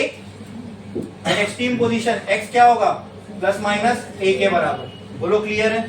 तो कहना है राइट, ए की value plus minus omega square x के बराबर होगी, ओमेगा स्क्वायर ए के बराबर होगी एट एक्सट्रीम। तो अगर ए की वैल्यू ओमेगा स्क्वायर ए है, ए की वैल्यू माइनस ओमेगा स्क्वायर ए है, तो बताओ ये कहां होगा? एक प्लस वैल्यू होगी, एक माइनस होगी। ए की वैल्यू अगर ओमेगा स्क्वायर ए है तो ये कहां होगी? राइट में। और ए की वैल्यू माइनस ओमेगा स्क्वायर होगी तो वो कहां होगी? एक्सट्रीम में, ये लेफ्ट में। बोलो क्लियर है? ये समझ में आया? हाँ, इसमें किसी को कोई डाउट है? तो हमने एक्सेलरेशन के रिलेटेड भी सब चीज देख ली, डिफरेंशियल इक्वेशन भी निकाल ली। डिफरेंशियल इक्वेशन ऑफ सिस्टम निकालना मुश्किल था नहीं, एकदम स्प्रिंग मास सिस्टम देखा, एक इक्वेशन मिली, उसी से हमने पूरा काम पीट दिया इसका। बोलो समझ में आया क्या? ठीक है, तो नेक्स्ट एक लाइन छोड़ो, स्टार डालो, लिखो डिफरेंशियल इक्वेशन ऑफ एसएचएम और यहां तक पूरा कॉपी करो, यहां तक कॉपी करो बस। और इसके नीचे लिख देना, the above equation is called as differential equation of SHM. ठीक है, लिखो।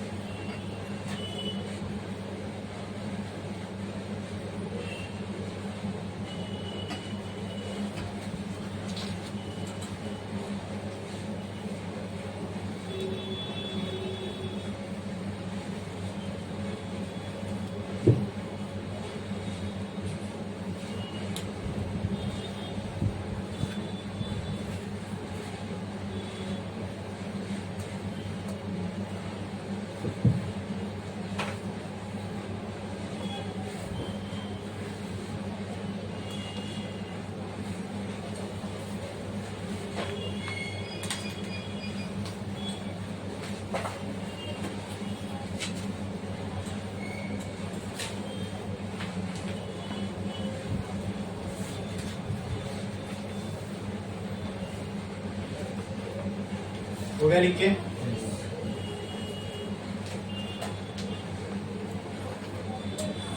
अब एक लाइन छोड़ो, लिखो formula for acceleration of particle performing SHM। Formula for acceleration for a particle performing SHM।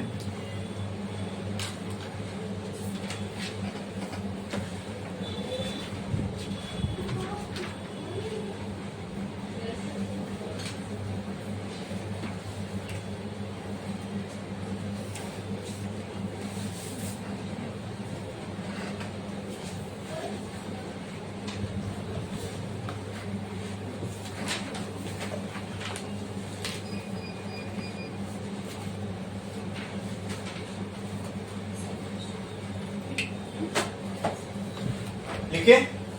हाँ, formula for acceleration for a particle performing SHM।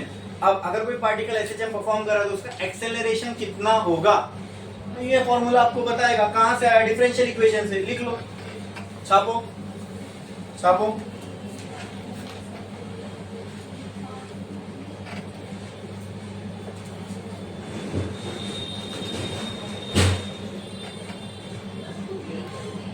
छापो जल्दी, पूरा नीचे तक लिख दो। फॉर्मूला आ गया एक्सेलरेशन का, तो एक्सेलरेशन कहां पे कितना होगा ये हम निकाल सकते हैं उसके फॉर्मूले से, क्योंकि हमने ऑलरेडी स्टैब्लिश कर चुके हैं कि x कहां पे कितना होगा। वो यूज करके हम a कहां पे कितना होगा ये हम निकाल सकते हैं। देखो देखो जल्दी।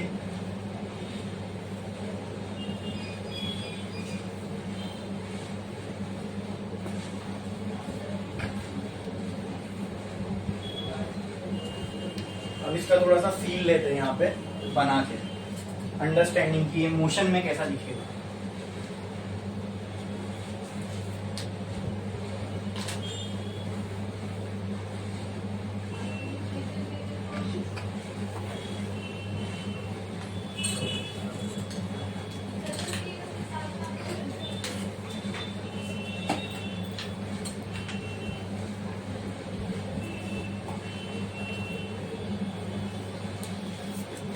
बढ़े आगे? कहीं पे SHM हो रहा है लेट से, तो वहां पर एक पहले तो मीन पोजीशन होगी, तो मान लो ये है मीन पोजीशन। पार्टिकल यहाँ मीन पोजीशन, एग्जांपल में अज्यूम कर रहा हूं, जरूरी नहीं हमेशा ऐसी होगा कि पार्टिकल मीन पोजीशन से ही स्टार्ट करे, हो सकता है एक्सट्रीम से स्टार्ट करे, कहीं से भी हो सकता है। ठीक है, मैं अज्यूम करके चल रहा हूँ for sake of simplicity. Particle ने मीन पोजीशन से स्टार्ट किया तो पार्टिकल कहीं पे एक एक्सट्रीम पोजीशन पे जाएगा। ठीक है, ये क्या हो गई, ये क्या हो गई, बोलो, एक्सट्रीम पोजीशन। बोलो क्लियर है? हाँ, और उसी तरह जैसे राइट साइड पे एक्सट्रीम पोजीशन है, वैसे ये साइड पे भी क्या होगी, एक्सट्रीम पोजीशन। ये भी क्या है, एक्सट्रीम पोजीशन। क्लियर है? यहाँ पे x की वैल्यू कितनी होगी, यहाँ x की वैल्यू कितनी होगी, +a। ओके, यहाँ पे x की वैल्यू कितनी होगी, -a। ठीक है, अब आते हैं a पे। a की वैल्यू यहाँ पे कितनी होगी, डायरेक्ट मत बताओ, चेक करो फॉर्मूला, -ω² x। तो जो भी यहाँ x की वैल्यू है वो a के फॉर्मूले में पुट कर दो, तो क्या आंसर आएगा, -ω² a। आइला सर आप तो बोल रहे थे मीन के राइट में पॉजिटिव होती है, ये a की वैल्यू तो राइट साइड में नेगेटिव आ गई। बेटा आप भूल गए, मैंने कहा राइट साइड जो रहेगा वो पॉजिटिव रहेगा, लेफ्ट साइड रहेगा वो नेगेटिव रहेगा। ठीक है, अब आप मेरे को ये बताओ कि एक्सेलरेशन यहाँ पे जो नेगेटिव आ रहा है इसका एक रीजन है। जब पार्टिकल यहाँ होगा, एक्सेलरेशन का डायरेक्शन टुवर्ड्स मीन पोजीशन यहाँ होगा ना, राइट में लेफ्ट में, तो वो लॉजिक से भी देखोगे तो ये नेगेटिव इसलिए आ रहा है, समझे? चलो यहाँ पे चेक करो, a की वैल्यू क्या होगी, -ω² x की जगह माइनस माइनस प्लस, तो a कितना आ जाएगा, a कितना आ जाएगा, बोलो, ω² a। बोलो क्लियर है इतना, ये समझ में आया? ठीक है, अच्छा अब हमको ये समझ में आ गया कि मीन पे एक काम करते, फोर्स भी देख लेते हैं, फोर्स की वैल्यूज। फोर्स का फॉर्मूला क्या था, -kx बराबर, सिर्फ इतना बता दो फोर्स जीरो कहां होगा, यहाँ पे फोर्स की वैल्यू क्या होगी 0 माइनस के एक्स, यहाँ पे एक्स की वैल्यू ए के बराबर है तो यहाँ फोर्स की वैल्यू कितनी होगी माइनस के ए के बराबर। यहाँ पे फोर्स की वैल्यू कितनी होगी माइनस ए पुट करोगे एक्स की जगह माइनस माइनस तो यहाँ पे एफ की वैल्यू ए के बराबर। बोलो क्लियर है? हाँ, क्यों यहाँ पे ये दोनों पॉजिटिव क्यों आ रहे हैं? क्योंकि ये दोनों का डायरेक्शन इस वक्त यहाँ पे होगा राइट साइड। क्लियर है? समझ में आया? पक्का? बोलो इसमें किसी को कोई डाउट है? समझा अच्छे से? अरे बोलो yes. तो इसको मीन के यहाँ वहां की बजाय राइट और लेफ्ट ही समझो। जो जितनी चीजें राइट है वो, जिसका डायरेक्शन राइट में उसको हम पॉजिटिव, जिसका डायरेक्शन लेफ्ट में वो, जैसे यहाँ पे एक्स का डायरेक्शन इस साइड पे राइट साइड था पॉजिटिव, यहाँ पे लेफ्ट साइड था तो नेगेटिव। क्लियर है? इतना क्लियर है? और बढ़े आगे। वेलोसिटी के बारे में क्या कहना है? अरे भाई कोई चीज जब मोशन में होगी उसके पास एक्सेलरेशन होगा तो जाहिर सी बात है वेलोसिटी तो होगी।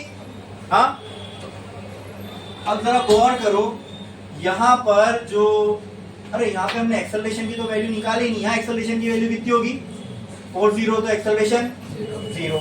ओके ठीक है, यहाँ एक्सेलरेशन 0, यहाँ एक्सेलरेशन मैक्सिमम है, मतलब मैं बोल सकता हूँ पार्टिकल यहाँ से यहाँ जाते टाइम एक्सेलरेट हुआ होगा, मतलब उसकी स्पीड वेलोसिटी बढ़ रही होगी।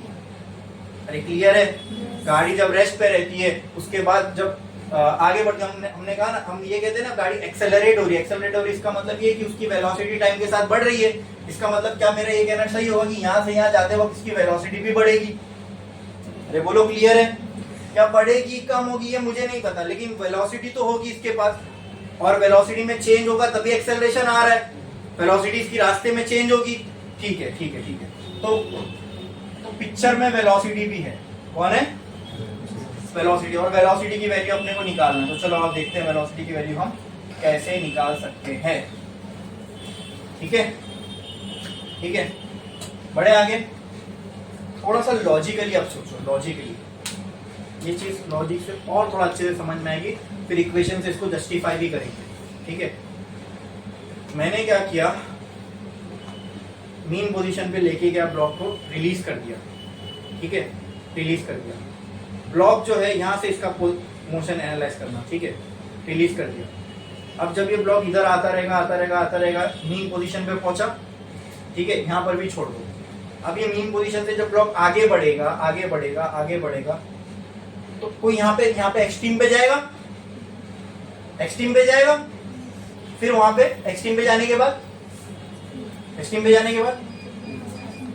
रिटर्न आएगा। मुझे आप बताओ, मेरे पास एक कार है, मैं चला रहा हूं, मैं 10 मीटर तक आगे गया, अब मुझे वापस पीछे आना है, वही स्पीड में हूँ, जैसे मतलब मान लो 50 किलोमीटर पर आवर से मैं चल रहा हूँ, तो 50 किलोमीटर पर आवर से उसी पॉइंट पे पीछे आऊंगा क्या? नहीं। जब आपको पीछे आना है तो पहले क्या करना पड़ेगा, वहां पे वेलोसिटी वहां 0 होगी, फिर वहां से रिटर्न आओगे। तो ये जो टर्निंग पॉइंट होता है ना, जहां से पार्टिकल रिटर्न आता है, ठीक है, वहां पे velocity at turning point velocity क्या हो जाती है।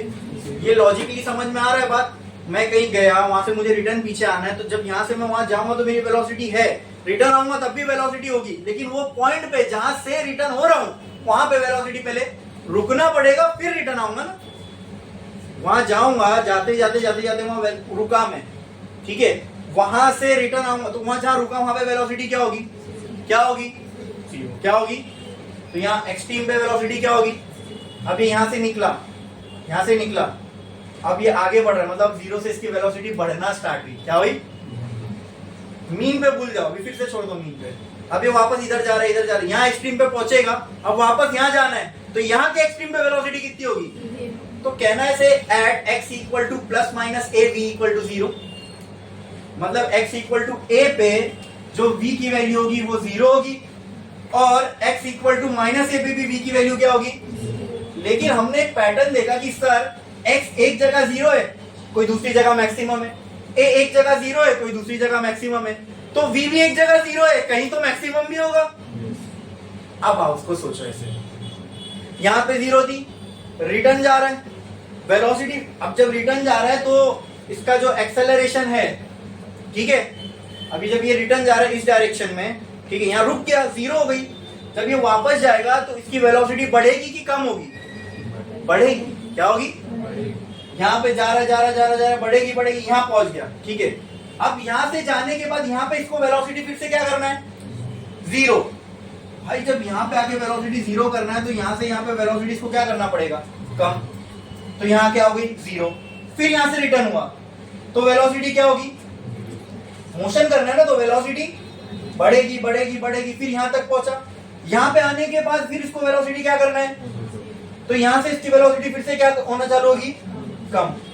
मतलब यहाँ जाते टाइम भी बढ़ते बढ़ते यहाँ तक बढ़ी, फिर यहाँ से कम, यहाँ जाते जाते भी यहाँ तक बढ़ी, फिर यहाँ से कम। तो कौन सा एक पॉइंट लग रहा है जहाँ पे वेलोसिटी मैक्सिमम हो सकती है, वेरी गुड, मीन पोजीशन पे। तो यहाँ कहना है v इक्वल टू, यहाँ पे क्या होगी, मैक्सिमम। लेकिन मैक्सिमम के लिए कुछ टर्म्स है ना, वैसे v का भी कुछ टर्म होगा, देखते क्या होगा। लेकिन एक आइडिया मिल गया कि v कहाँ मैक्सिमम होगा और कहाँ जीरो होगा, ये समझ में आया। अरे बोलो क्लियर है, हाँ। अगर मुझे ऐसा बताना हो तो मैं डायरेक्ट आपको बोल देता, अगर ये मीन पे जीरो, यहाँ मैक्सिमम है, तो ये मीन एक्सट्रीम पे जीरो है, तो मीन पे क्या होगा, मैक्सिमम। वो लॉजिक से भी इसको समझ सकते थे, लेकिन अपन ने उसको पूरा अंडरस्टैंड किया क्यों ऐसा होगा, तो समझ में आया ना। ब्लॉक के एग्जांपल से, गाड़ी के एग्जांपल में, कि अगर आप कहीं गए, वहां से आपको रिटर्न आना है, तो पहले आपको अपनी वेलोसिटी क्या करनी पड़ेगी, जीरो। तो एट एक्सट्रीम पोजीशन, पार्टिकल भी वही है, वहां से एक्सट्रीम से कहाँ आ रहा है, रिटर्न, तो एक्सट्रीम पे वेलोसिटी की क्या वैल्यू होगी, जीरो। फिर यहाँ एक्सट्रीम पे चला गया, वहां से भी रिटर्न आना है, तो एक्सट्रीम पे वेलोसिटी कितनी होगी, जीरो। दोनों एक्सट्रीम पे वेलोसिटी जीरो, तो कहीं बीच में मैक्सिमम होना चाहिए, तो वो बीच क्या है, मीन पोजीशन। तो आओ पहले ये वेलोसिटी की, जैसे इनके लिए मैक्सिमम की वैल्यूज आई ना, सिर्फ वेलोसिटी के लिए भी कुछ मैक्सिमम वैल्यू होगी। चलो आओ देखते हैं, चलो आओ देखते हैं।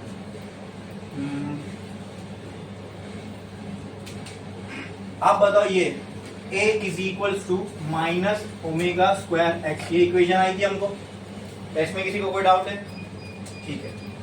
क्या मैं इसको ऐसा लिख सकता हूं, dv by dt is equal to minus omega square x, बोलो क्लियर है, इसमें किसी को कोई डाउट है, पक्का पक्का, ठीक है। क्या मैं इसको ऐसा लिख सकता हूं, देखो मैं dt को यहां फेंक दिया, dv is equal to minus omega square x dt, बोलो इतना क्लियर है, ये समझ में आया, हाँ। इसमें किसी को कोई डाउट है, हाँ बोलो, ठीक है। अब मुझे वैल्यू किसकी चाहिए, वेलोसिटी की, मुझे वेलोसिटी की मैक्सिमम वैल्यू निकालना है, मुझे वेलोसिटी की मैक्सिमम वैल्यू चाहिए, वेलोसिटी की वैल्यू चाहिए। तो यहाँ dv लिखा हुआ, इससे मुझे वेलोसिटी की वैल्यू निकालना है, तो इसके लिए क्या करना पड़ेगा, अगर मुझे मैक्सिमम वैल्यू या टोटल वैल्यू निकालना है v की, तो क्या करना पड़ेगा, ये डिफरेंशिएशन फॉर्म में d में दिया, तो क्या करना पड़ेगा, इंटीग्रेट। तो इंटीग्रेटिंग बोथ साइड, अगर मैं इनको इंटीग्रेट कर दूं तो क्या हो जाएगा, dv integration dv is equal to integration minus omega square x dt।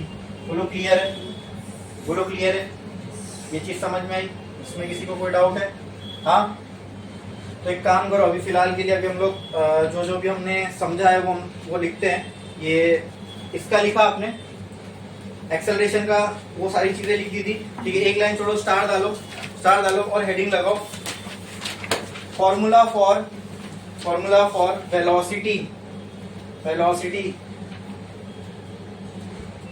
Velocity of A particle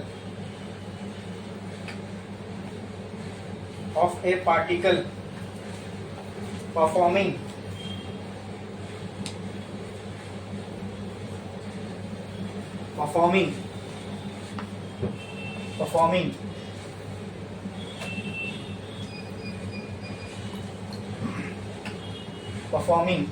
SHM,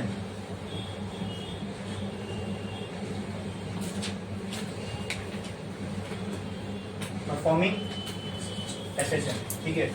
अब यहाँ पे एक चीज देखो दोस्तों, कि अब यहाँ पे हमें डिफरेंशिएट करना है, x का टर्म आ रहा है, ठीक, ओमेगा तो कांस्टेंट है, आ जाएगा इंटीग्रेशन के बाहर।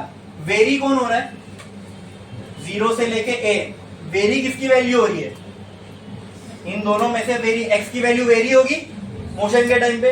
अब x वेरिएबल है तो इसको इंटीग्रेशन के अंदर ही रखेंगे, लेकिन अगर x को इंटीग्रेशन के अंदर रखे हैं तो डिफरेंशिएशन भी किसके रेस्पेक्ट में होना चाहिए, x के। यहाँ क्या आ रहा है, t बराबर, तो यहाँ पर हमको x का टर्म चाहिए, dx होता तभी हम इसको इंटीग्रेट कर पाते, ठीक है। तो एक काम करते हम लोग, ये वाला फॉर्मूला, ये वाला रिलेशन था हमारे पास कि अगर मैं dx का हमें टर्म चाहिए, ठीक है, तो एक काम करता हूं मैं, यहां पे और यहां पे दोनों जगह चलो dx अपने को चाहिए ना, तो यहां पे मैं integrate dv is equal to integration minus omega square x dt, dx के रेस्पेक्ट में करना है, तो मैंने क्या किया, यहाँ पे dx और ये dx मल्टीप्लाई डिवाइड कर दिया। कुछ गलत किया? अरे बोलो, कुछ गलत किया? हाँ, अरे बोलो, मुझे आप बताओ ये dx बाई dt क्या हो जाएगा? dx बाई dt क्या हो जाएगा? v होगा। हाँ, integration dv is equal to minus omega square x, ये जो dt by dx into dx ऐसा लिख सकता हूं। dt बाई dx की जगह क्या मैं डायरेक्ट v लिख सकता हूं? हाँ हाँ, तो can I write this as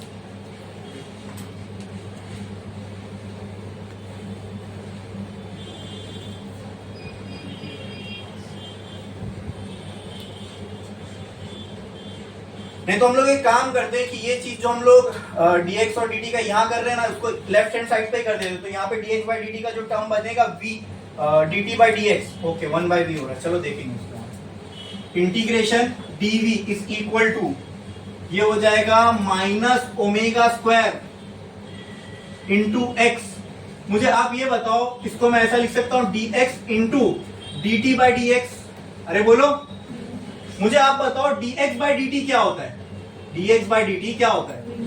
v होता है। तो dt बाई dx क्या होगा? 1 बाई v होगा, 1 बाई v होगा।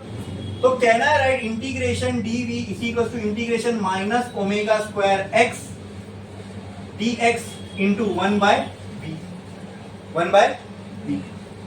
v को यहां फेंक दो, तो क्या ये ऐसा हो जाएगा, integration v dv is equal to integration minus omega square x dx। क्या ये क्लियर है? क्या इसमें किसी को कोई डाउट है? समझा? यहां तक समझा? ये हमने क्यों किया, ये समझ में आया ना? x का टर्म है, इंटीग्रेट करना है dx से, यहाँ dx का कोई टर्म नहीं था, हमने लेके आ गए, तो मल्टीप्लाई किया तो डिवाइड भी करना पड़ेगा। क्लियर है? समझा वो चीज? अच्छा, अब कहना right this as integration v dv is equal to minus omega square integration x dx। Omega square क्या है? तो कहां फेंका उसको मैंने? बाहर। ओके, अब एक काम करते हैं, लिमिट अप्लाई करते हैं। ठीक है, क्या अप्लाई करते हैं? लिमिट। मुझे आप बताओ कि जब x की वैल्यू, अगर x की वैल्यू 0 होगी, जब x की वैल्यू 0 होगी तो v की वैल्यू क्या होगी? मैक्सिमम। लेकिन क्या होगी वो पता है मुझे? लेट से वो कुछ भी हो सकती है v। क्या मैंने कुछ गलत किया? क्या मैंने कुछ गलत किया? समझो, क्या मैंने कुछ गलत किया? जब x की वैल्यू 0 है तब v की वैल्यू कुछ भी हो सकती है। v मैक्सिमम ये मालूम है, लेकिन मैक्सिमम वैल्यू की मैक्सिमम वैल्यू का आंसर पता है क्या मुझे? नहीं, तो मैंने एज्यूम कर लिया कुछ भी v हो सकता है। ठीक है, अच्छा, x मैक्सिमम कहां तक जा सकता है? x की मैक्सिमम वैल्यू कहां तक है? प्लस है या माइनस है? तो अपन इजी होने के लिए प्लस ही ले लेते हैं, राइट साइड। तो x कहां से कहां वेरी हो रहा है? 0 से लेके a तक। तो जहां x की वैल्यू a है वहां v की वैल्यू क्या है? हाँ, वहां v की वैल्यू क्या है? तो x हमने देखा 0 से a तक वेरी हो रहा है, और v से लेके 0 तक वेरी हो रहा है। क्या ये किसी को कोई डाउट है? बोलो। ये मेथड आपको टेक्स्ट बुक में नहीं मिलेगा। आई बात समझ में? ठीक है, वहां बिना लिमिट के डायरेक्ट सॉल्व किया हुआ है, मैंने आपको लिमिट लगा के समझाया ताकि हमें इंटीग्रेशन का आगे कोई कांस्टेंट नहीं बचेगा, डायरेक्ट आंसर आ जाएगा। सिर्फ ये किसी चीज समझना है, तो कोई समझना मुश्किल भी नहीं है। हाँ, हमको क्लियरली समझ में आ रहा है x की वैल्यू जब 0 तब v की कुछ तो वैल्यू होगी, कुछ तो नहीं मालूम है इसलिए हमने v की जगह v लिख दिया। क्लियर है? हाँ, ये पक्का मालूम है x की वैल्यू जब a होगी तब v की वैल्यू, तो जब x की वैल्यू a रखा तो v की वैल्यू, और देखो ना इतने में तो ये वेरी हो रही है, x यहां से यहां वेरी हो रहा है तो लिमिट मैंने 0 से a डाल दिया, v यहां से यहां वेरी हो रहा है तो लिमिट मैंने 0 से v डाल दिया। कुछ गलत किया हमने? समझ में आया सबको? चलो बढ़ते हैं आगे। मुझे पता इसका इंटीग्रेशन क्या होगा? इंटीग्रेशन v dv क्या होगा? v square by 2। तो इंटीग्रेशन x dx क्या हो जाएगा? x square by 2। समझे? और लिमिट जब लगेगी तो v और 0 is equal to minus omega square, यहाँ पे क्या आ जाएगा? x स्क्वायर बाय 2 और ये क्या आ जाएगा 0 से a। बोलो इतना क्लियर है? ये समझ में? लिमिट अप्लाई करो तो क्या आ जाएगा यहाँ पे 0 square by 2 minus upper limit minus lower limit v square by 2 is equal to minus omega square. यहाँ पे क्या आ जाएगा a square by 2 minus 0 square by. क्या ये समझना किसी के लिए मुश्किल है? अरे बोलो ना, अरे बोलो। यहां तक सबको सब चीज समझ में आई? जोर से बोलो। जोर से बोलो। ठीक है, पढ़ू आगे। ये हो गया जब पर 0, ये भी। यहां क्या बचेगा माइनस वी स्क्वायर बाय, यहां क्या बचेगा minus omega A square by, ऐसा कुछ। क्लियर है? यहां से 2 यहां से 2 क्या बचा माइनस वी स्क्वायर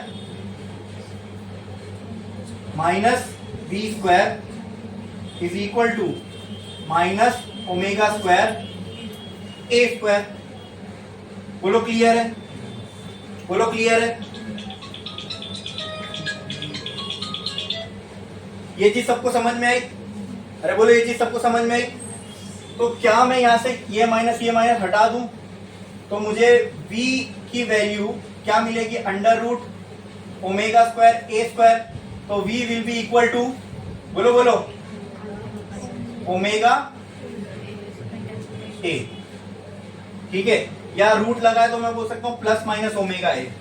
ठीक है, अब ये जो वैल्यू आई है ना दोस्तों, ये जो वैल्यू आई है ना, ये हमने जो लिमिट कहां तक ली है वो समझो। ठीक है, लिमिट हमने कहां तक ली है वो समझो।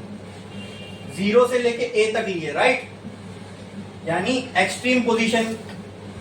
तो ये x की वैल्यू जब 0 थी, ठीक है, तब v की वैल्यू कुछ तो हमने माना v थी, बराबर ना?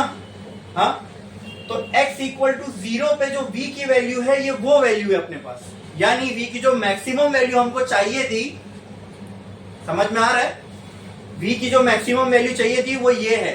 यानी x इक्वल टू 0 पे v की वैल्यू क्या होगी? ये जो v की वैल्यू आई हमको किसके, x इक्वल टू 0 पे जो v की वैल्यू आएगी वो क्या आएगी plus minus omega a, plus minus omega a। ठीक है, तो एक काम करो, ये जो डायग्राम है ना, ये डायग्राम ये बनाओ आप लोग बुक में।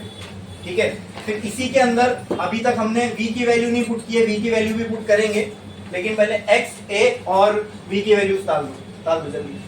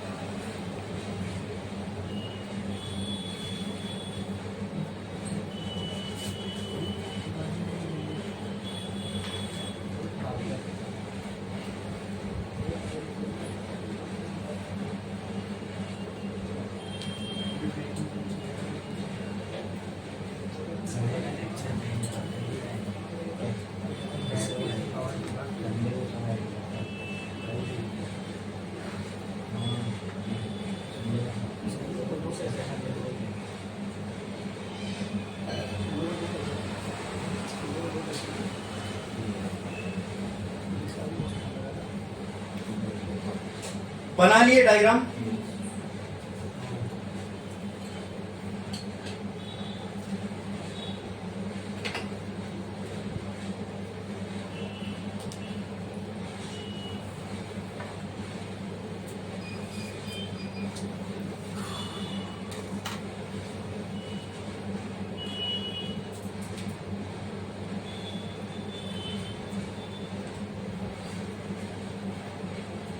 ये जो हमको v की वैल्यू आई ना दोस्तों, ये हमको x इक्वल टू 0 पे आई है, लेकिन हम लोगों को v का कुछ ऐसा फॉर्मूला चाहिए जो सब जगह के लिए वैलिड हो, यानी कोई भी x की वैल्यू पे हम v निकाल सके। तो उसके लिए मैं क्या कर रहा हूं, देखो ये जो लिमिट की वैल्यू है ना, ये हम चेंज करते हैं। ठीक है, जब x की वैल्यू लेट से कुछ भी हो, 0 ना हो, कुछ भी हो x, क्या मैंने यहाँ कुछ गलत किया? x की वैल्यू कुछ भी हो x, तब v की वैल्यू क्या हो सकती है? बोलो। v की वैल्यू कुछ भी हो सकती है, v जैसे हमने मैक्सिमम माना था v। ठीक है, आई बात समझ में? क्या नहीं समझा? x की वैल्यू यहाँ कुछ भी मान लो, यहाँ से मैं यहाँ x आ गया, तो यहाँ पर इस पॉइंट पे वेलोसिटी कुछ तो होगी, नहीं पता मुझे कितनी है, मैंने क्या मान लिया? v। चलो आगे बढ़ते हैं। ठीक है, इसको इंटीग्रेट किया हमने, ये आया, तो क्या मैं इसकी जगह पे ये लिख सकता हूँ? हाँ, लोअर लिमिट की जगह ये तो वही रहेगा, इसमें किसी को कुछ डाउट? अरे बोलो। ठीक है, अब ये पूरा टर्म ऐसे ही आएगा, ये तो ऐसे आएगा ना, अपर लिमिट माइनस लोअर लिमिट। यहाँ पे क्या चेंज होगा? अपर लिमिट क्या आएगी? ए स्क्वायर माइनस लोअर लिमिट। बोलो, इसकी जगह पे क्या आ सकता है? X square by 2। ठीक है, अच्छा अब इसको अगर हम लोग सॉल्व करेंगे तो क्या ये आएगा, बताओ मुझे? Minus v square by 2 is equal to minus omega square. ठीक है, डिनोमिनेटर अंदर सेम है, तो क्या मैं इसको ऐसा लिख सकता हूं? A square minus x square by 2। बोलो क्लियर है? हाँ, ये पूरा टर्म ऐसे लिख सकता हूं मैं, चलेगा? तो यहां से क्या मैं बोल सकता हूं? ये 2 कैंसिल, ये माइनस कैंसिल। क्लियर है? अच्छा, वो मैक्सिमम के लिए था। यहाँ पे देख लो, मैं ये कर रहा हूँ वी स्क्वायर, क्या मैं ऐसा लिख सकता हूँ? ओमेगा स्क्वायर इंटू ए स्क्वायर माइनस एक्स स्क्वायर होगा। अब v जब हटेगा, स्क्वायर हटेगा, तो ये साइड पे क्या आ जाएगा? रूट ओमेगा स्क्वायर ब्रैकेट में a square minus x square. Omega square root के बाहर आएगा तो क्या ये हो जाएगा? v is equal to plus minus omega. Omega की वैल्यू प्लस भी हो सकती है, माइनस भी हो सकती है, रूट के अंदर था, स्क्वायर था। फिर ए स्क्वायर माइनस एक्स स्क्वायर, तो क्या मुझे अब v का फॉर्मूला x के टर्म्स में मिल गया? यानी ये तो एक कांस्टेंट होगा omega k by m, a v एक फिक्स वैल्यू होगी, x क्या है? वेरी हो रहा है, बराबर। चलो चेक करके देखते हैं कि ये वैल्यू ट्रू है क्या नहीं। क्या आई v की value? Plus minus omega under root a square minus x square. ये इक्वेशन समझ में आई? ठीक है, यही वाली कॉपी करो, ये वाली छोड़ दो। आप समझे? जो पहले मैंने लिमिट लिया था x इक्वल टू 0, ठीक है, वो वैल्यू हमें x x 0 पे जो v की वैल्यू थी वो आई थी, क्या आई थी? प्लस माइनस ओमेगा है। अभी चेक करना, देखो वही आई। चलो आओ देखते हैं। एट मीन पोजीशन, ठीक है, नहीं हमको क्या पक्के से मालूम है? वेलोसिटी कहां 0 होगी? चलो फिर एक्सट्रीम की पहले देखते हैं। एट एक्सट्रीम पोजीशन x की क्या वैल्यू हो सकती है? Plus minus a। एक बार प्लस a पुट कर दो, एक बार माइनस a पुट कर दो, दोनों इसके अंदर देखो क्या आता है। ठीक है, इस फॉर्मूले में x की जगह पर प्लस a पुट करो, तो प्लस a का स्क्वायर प्लस a स्क्वायर, देखो ये कुछ ऐसा आएगा ना ब्रैकेट में, omega under root a square minus A square, ऐसी आएगा। ये टर्म क्या हो जाएगा? तो ये 0, तो ये पूरा टर्म, तो v की वैल्यू क्या आ जाएगी? आप x की जगह माइनस ए पुट करके देखो, तो माइनस ए का स्क्वायर भी ए स्क्वायर ही होगा। ये और ये क्या हो जाएगा? बोलो बोलो, माइनस ए प्लस ए क्या हो जाएगा? 0 मल्टीप्लाई बाय ओमेगा। मतलब एक्सट्रीम पोजीशन पे v की वैल्यू क्या आ रही है? क्या ये हमने लॉजिकली सोचा था? ये समझा कि नहीं समझा? बताओ। देख लो पूरा, मैं 2 मिनट का टाइम दे रहा हूँ, एक्सेलरेशन की इक्वेशन से लेके v की पूरी इक्वेशन तक सब कुछ देख लो। अगर कुछ भी डाउट है तो इसमें पूछो, कुछ भी अगर डाउट है तो पूछो। और पहला मैंने ये इसलिए बताया क्योंकि ये हमने लॉजिकली समझा था। ये इक्वेशन भी कह रही है कि हाँ सर, एक्सट्रीम पोजीशन पे हमने लॉजिकली सोच रहे थे v 0 होना चाहिए। क्या इक्वेशन उसको जस्टिफाई कर रही है? क्या ये इक्वेशन हमने अपने मन से निकाली? नहीं, ये तो हमने जो एसएचएम की इक्वेशन थी उसी को फॉलो करते गए ऑटोमेटिक आ गया। बोलो क्लियर है? क्या यह लिमिट भी हमने कुछ मनगढ़ंत ली? नहीं, x की कोई भी वैल्यू पे v की कोई भी वैल्यू हो सकती है। v, हाँ ये पक्का से मालूम है, x की a वैल्यू पे v की वैल्यू क्या होगी? 0। बोलो क्लियर है? इसको लेके हम आगे बढ़े, v की एक इक्वेशन आ गई, अरे बोलो आ गई, हाँ ठीक है। तो उस इक्वेशन को यूज किया हमने, तो एक्सट्रीम पे v की वैल्यू क्या आ रही है, 0। क्या आ रही है, बढ़े आगे, बढ़े आगे। कहाँ मालूम करनी थी, मीन पे, और ये हमको मालूम है मीन पे v की वैल्यू क्या होगी, मैक्सिमम। तो वो मैक्सिमम वैल्यू चेक करते क्या होगी, एट मीन पोजीशन x क्या है, क्या है। अब इस इक्वेशन में आप x की जगह क्या पुट करोगे, तो इक्वेशन में खाली क्या बचेगा, omega under root a square, ये बचेगा omega under root a square, या ऐसा बचेगा plus minus omega under root, ये ए कैंसिल, तो क्या बचेगा प्लस माइनस ओमेगा ए। क्या यही नहीं आ रहा था वहां पे, क्या यही नहीं आ रहा था प्लस माइनस ओमेगा ए वहां पे, मैंने क्या क्यों आ रहा था, क्योंकि मैंने x की जगह क्या लिया था, तो वो इक्वेशन मुझे x 0 पे क्या v की वैल्यू थी वो बता रही थी। तो x इक्वल टू 0 पे v की वैल्यू क्या रहेगी, आप पक्के से बोल सकता हूं ओमेगा है। आप बोलोगे सर a की जगह भी नेगेटिव भी है पॉजिटिव भी है, इसका आंसर बताओ मुझे, कोई आप में से कोई बता सकता है। हाँ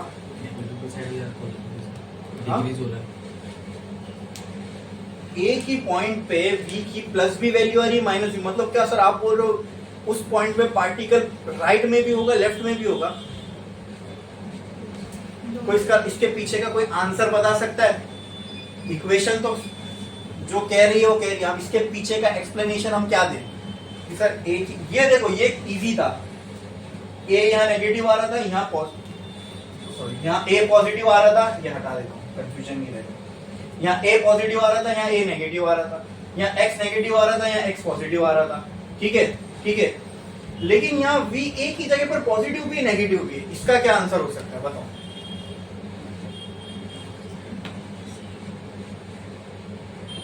थोड़ा सा लॉजिक लगाओ, थोड़ा सा समझ में आएगा।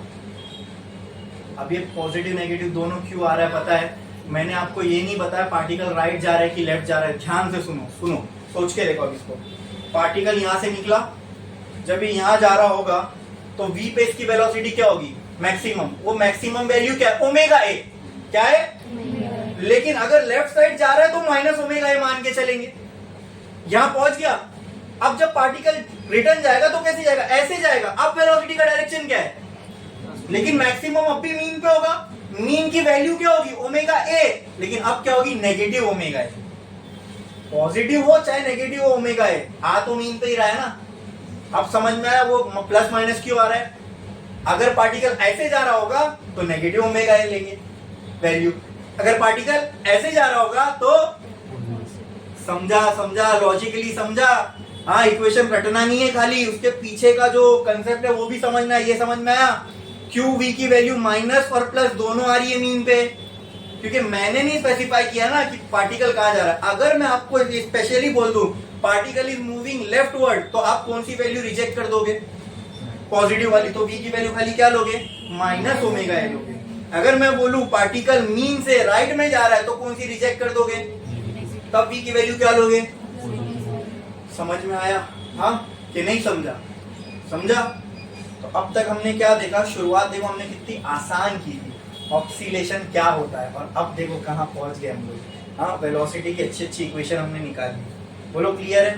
हाँ सिर्फ वेलोसिटी की नहीं इक्वेशन निकाली, एक्स कितना होता है, कहाँ पे क्या होता है, वो फोर्स देखा, डिफरेंशियल इक्वेशन देखा, एक्स मीन एक्सट्रीम सब पे क्या होता है देखा, एक्सेलरेशन की इक्वेशन निकाली, मीन एक्सट्रीम पे क्या होता है देखा, वेलोसिटी की इक्वेशन निकाली, मीन एक्सट्रीम पे क्या होता है देख लिया। बोलो क्लियर है, बोलो क्लियर है, समझ में आया। अच्छा इसके बाद का जो टॉपिक है वो हम देखेंगे लेकिन ब्रेक के बाद।